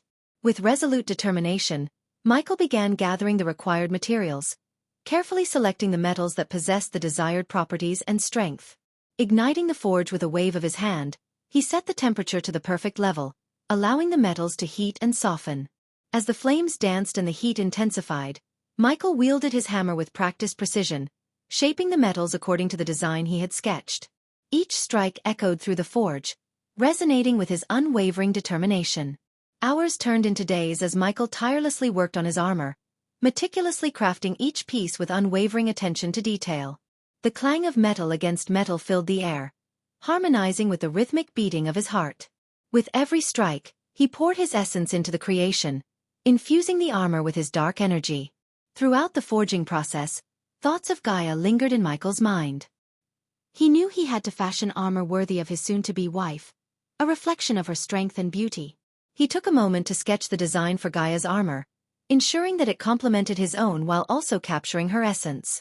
After a long day of forging, Eladir entered the forge, his eyes filled with concern. He couldn't help but worry about Michael, who seemed completely engrossed in his work, oblivious to the impending wedding day. As Eladir stepped into the dimly lit forge, his gaze fell upon two tall figures shrouded in dark cloth, piquing his curiosity. "My lord, your wedding is tomorrow. You should get some rest and prepare for the big day," Eladir gently reminded Michael, hoping to draw his attention away from the forge. Michael's face lit up with excitement as he turned to face Eladir. With anticipation in his voice, he exclaimed, "Ah, Eladir, you've arrived at the perfect time." As Eladir's eyes fell upon the draped figures, Michael approached them, his movements filled with a sense of pride and accomplishment. Slowly and deliberately, he removed the black cloth, revealing the two awe-inspiring armors he had forged. The first armor, crafted according to Michael's sketch, emanated an intimidating presence. The chest plate, adorned with a fearsome skull, had crimson eyes that seemed to exude an aura of menacing power. Gone was the need for a mask, as the armor covered Michael's entire body from neck to toe. metallic wings, seamlessly integrated into the armor's structure, caught the light with a reflective gleam, hinting at their immense strength. These wings bestowed upon him the ability to defy gravity, enabling him to navigate treacherous environments such as the perilous demon's grave. The armor incorporated various powerful tools, including the APD Mark III grappling hook and the versatile Olympus. A spraying mechanism on his palm provided him with the means to release potent toxins and poisons when necessary. What delighted him most, however, was the ingenious face cloak system he had devised. With a simple activation, a menacing skull mask concealed his face, offering protection in underwater settings or when he required additional shielding for his head. Majestic capes billowed regally when the wings were closed, and sword sheaths adorned his back, allowing easy access to his trusted blades. Strategically placed slots around his waist were designed to hold an array of gadgets and tools, ensuring he was prepared for any battle that lay ahead. Besides Michael's armor stood Gaia's counterpart, an identical ensemble with slight alterations to accommodate her feminine form. The breastplate was meticulously shaped to fit her curves, while an intricate engraving of a cobra graced the center of the skull emblem. The armor, predominantly black, featured silver and red linings along the edges, accentuating its dark allure. Just like Michael's, Gaia's armor possessed the metallic black wings that promised flight and freedom. The surface of the armor shimmered, its sheen reflecting the forge's flickering flames, while an air of terror emanated from its terrifying appearance. Eladir stood in awe, beholding the magnificent armors that Michael had created. The craftsmanship, attention to detail, and sheer power exuded from them left him speechless. It was clear that these armors were not mere tools for battle but embodiments of Michael and Gaia's journey, their devotion to each other, and the darkness that coursed through their veins. In that moment, Eladir understood that Michael's commitment to forging the perfect armors had a profound significance beyond their physical form. They represented their unity, their unyielding determination to face whatever challenges awaited them as a couple. Eladir, please see to it that these armors are delivered to the Phoenix Project, Michael instructed as he turned to leave the forge. I think it's time for me to freshen up. The scent of metal and fire clings to me. With that, Michael strode out of the forge, the weight of his responsibilities temporarily lifted from his shoulders. Leaving the castle behind, he made his way towards a nearby waterfall, a place of tranquility where he could cleanse both his body and mind. The anticipation of the upcoming wedding filled his thoughts, and even though Eve had kept the location a secret, he had full confidence in Saber and the elder vampires to ensure its security. As the cascading water enveloped him, washing away the remnants of soot and sweat, Michael allowed himself a moment of respite. The cool mist embraced him, rejuvenating his spirit and sharpening his focus. Being the Dark Lord, the most formidable entity in the world, he knew that his presence alone was often enough to deter any potential threats. Yet, he remained vigilant, understanding the importance of the occasion and the need for meticulous preparations. As the water fell gracefully around him, Michael contemplated the path he had walked, the battles fought, and the sacrifices made to reach this momentous day. He couldn't help but feel a surge of gratitude for the loyal comrades who had stood by his side, each playing an integral role in his journey. Their unwavering support had brought him to the precipice of this joyous union with Gaia, and for that, he was truly grateful. Emerging from the waterfall, his body refreshed and his mind clear, Michael made his way back to the castle. As he approached, he could sense the energy and excitement building in the air. The grandeur of the occasion was palpable, and he was ready to embrace the celebration of love that awaited him. With his armor forged, his subordinates handling the necessary arrangements, and his heart filled with anticipation, Michael stepped into the castle, ready to embark on the next chapter of his extraordinary life. While Michael was preparing for his big day, Dagon stepped into the temple of the god of darkness in the realm of gods. A foreboding atmosphere enveloped him. The chamber was shrouded in darkness, lit only by a few candles that burned with an eerie blue light. Shadows danced along the ancient stone walls, casting twisted silhouettes upon the cold floor. At the far end of the temple stood a colossal statue, a depiction of the god of darkness himself, Michael. The temple's worshippers, devout followers of the god of darkness, lay scattered and unconscious, felled by Dagon's minions who had swiftly subdued them. Silence hung heavy in the air, broken only by Dagon's echoing footsteps as he advanced toward the towering statue. As he reached the base, Dagon extended his hand, his fingertips grazing the cool surface of the obsidian figure. To his astonishment, the statue quivered beneath his touch as if infused with a surge of life. A hidden compartment, previously concealed beneath the statue's feet, creaked open, revealing a small black box made of a mysterious, shimmering metal. A golden light radiated from within, casting an ethereal glow upon Dagon's face. "Graces of gods," Dagon mumbled in awe, his eyes fixed on the radiant box. With trembling hands, he carefully lifted the precious artifact from its resting place. His gaze flickered up to meet the unyielding gaze of the statue above him, his lips curling into a wicked grin. "Let the battle begin," Dagon declared, his voice laced with anticipation. With a decisive motion, he opened the black box, and a flurry of sparkling lights burst forth, darting through the air before vanishing into the shadows beyond the temple's boundaries. Chapter 989. The big wedding. The long-awaited day had finally arrived. The island, bathed in the ethereal glow of 3 dazzling moons, exuded an enchanting aura. Lush green grass, meticulously pruned and shimmering under the moonlight, stretched out as far as the eye could see. Delicate petals of black roses adorned the pathways, leading to a grand altar adorned with obsidian pillars and silver draperies that billowed gently in the breeze. The island had been transformed into a realm of dark elegance, where nature and artistry melded seamlessly. Moonlight cascaded through intricately woven canopies, casting enchanting patterns upon the ground. Crystal chandeliers, suspended from ancient trees, twinkled with 1,000 iridescent lights, creating an otherworldly ambience. Floral arrangements of black orchids, crimson lilies, and dark calla lilies mingled with rare thorny vines, forming a tapestry of contrasting beauty. Candles flickered in ornate holders, casting a soft, mesmerizing glow upon the faces of the guests. A majestic arch, adorned with intertwining vines and delicate silver chains, framed the couple's ceremonial space.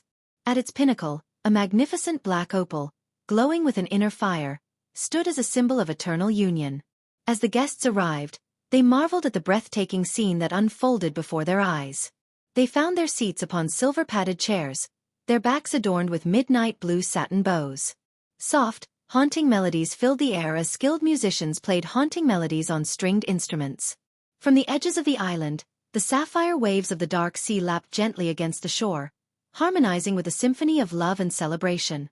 The sky above was an artist's canvas, painted with countless stars that twinkled in harmony with the moons, creating a celestial canopy overhead. All around, a sense of joy and anticipation hung in the air, as friends, allies, and dignitaries gathered to witness the union of the Dark Lord and his beloved. This was a moment that transcended darkness, a moment of unity and newfound hope that would forever be etched in the annals of their world. On the edge of the island, 3 magnificent portals had been meticulously constructed.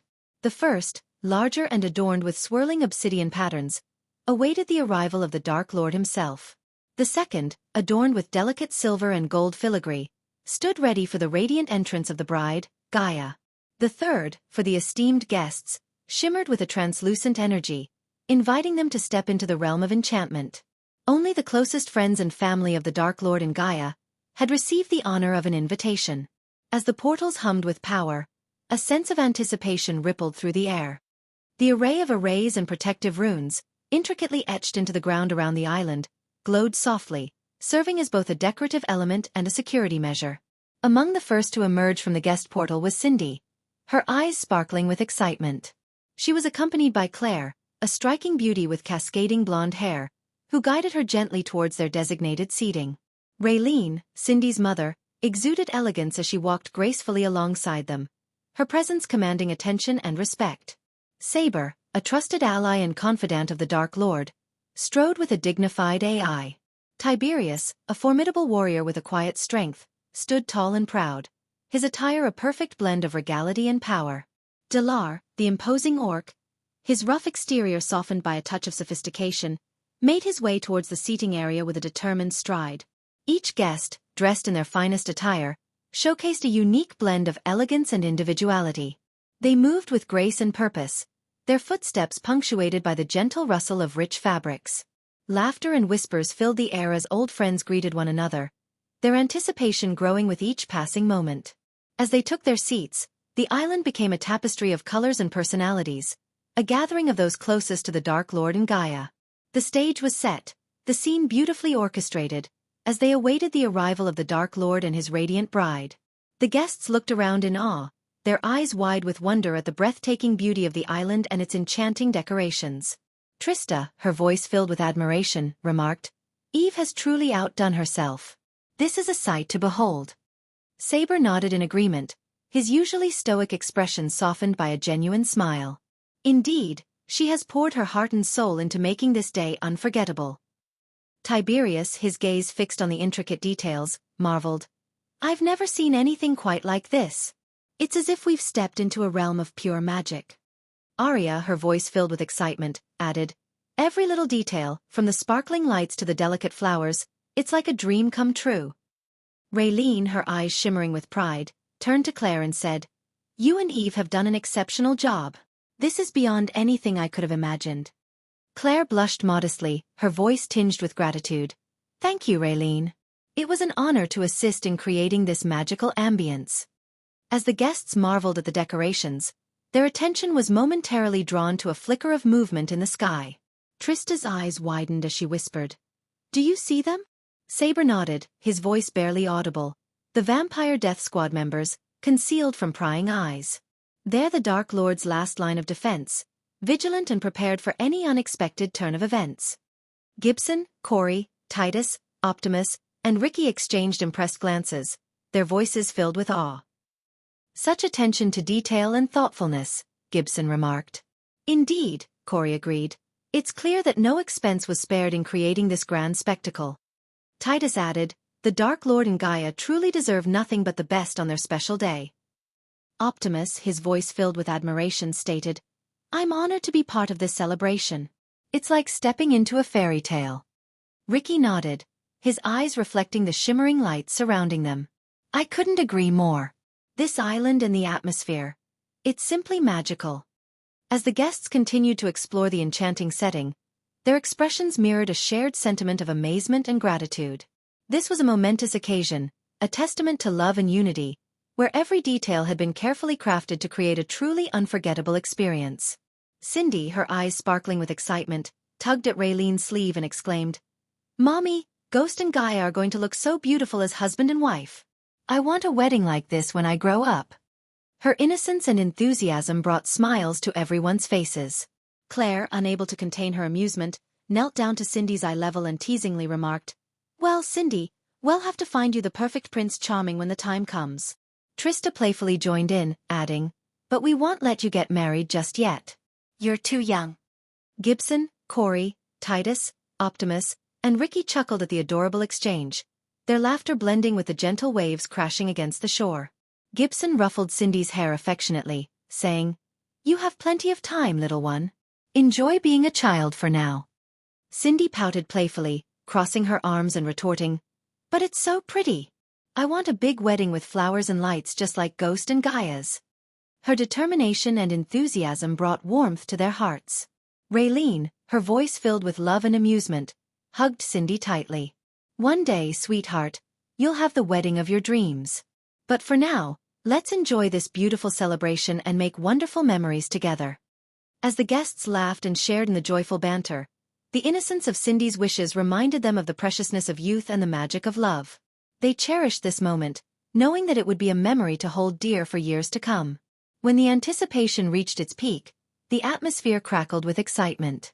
The portal designated for the Dark Lord shimmered with an ethereal glow, drawing everyone's attention. Dark flames danced along the edges of the portal, casting a mesmerizing play of shadows. And then, with an air of regal grace, the Dark Lord stepped through the portal, accompanied by the ever-loyal Eladir. Gasps of astonishment escaped from the lips of the guests as they laid eyes upon their enigmatic leader. Dressed in a tuxedo that perfectly blended the elegance of the modern world with the medieval flair of their realm, the Dark Lord was a vision of dashing allure. The ensemble consisted of a tailored black coat with intricate silver embroidery along the edges, highlighting his commanding presence.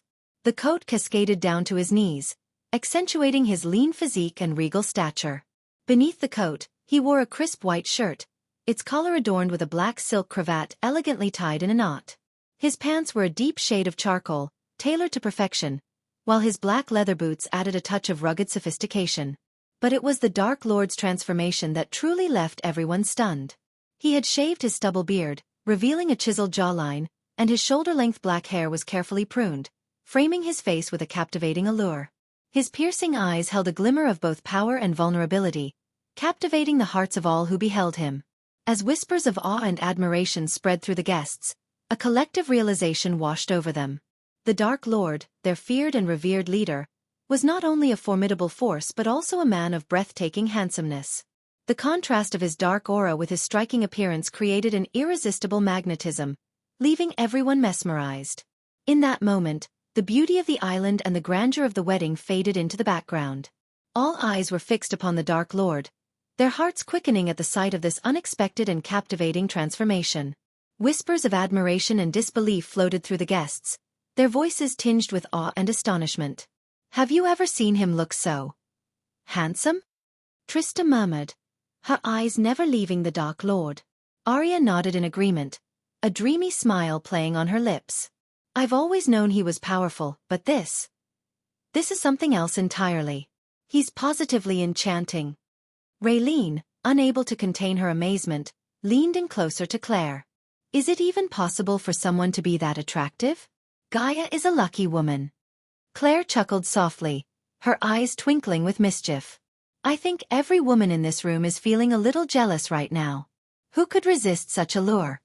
Cindy tugged on Saber's sleeve, her eyes wide with wonder. "Ghost looks like a prince from a fairy tale. He's so handsome, Saber. I want a wedding just like this." Saber ruffled Cindy's hair affectionately, a playful glint in his eyes. "Well, little one, we'll make sure your wedding is just as magical. But remember, we won't let anyone steal you away from us so easily." Gibson, standing nearby, chimed in with a smirk.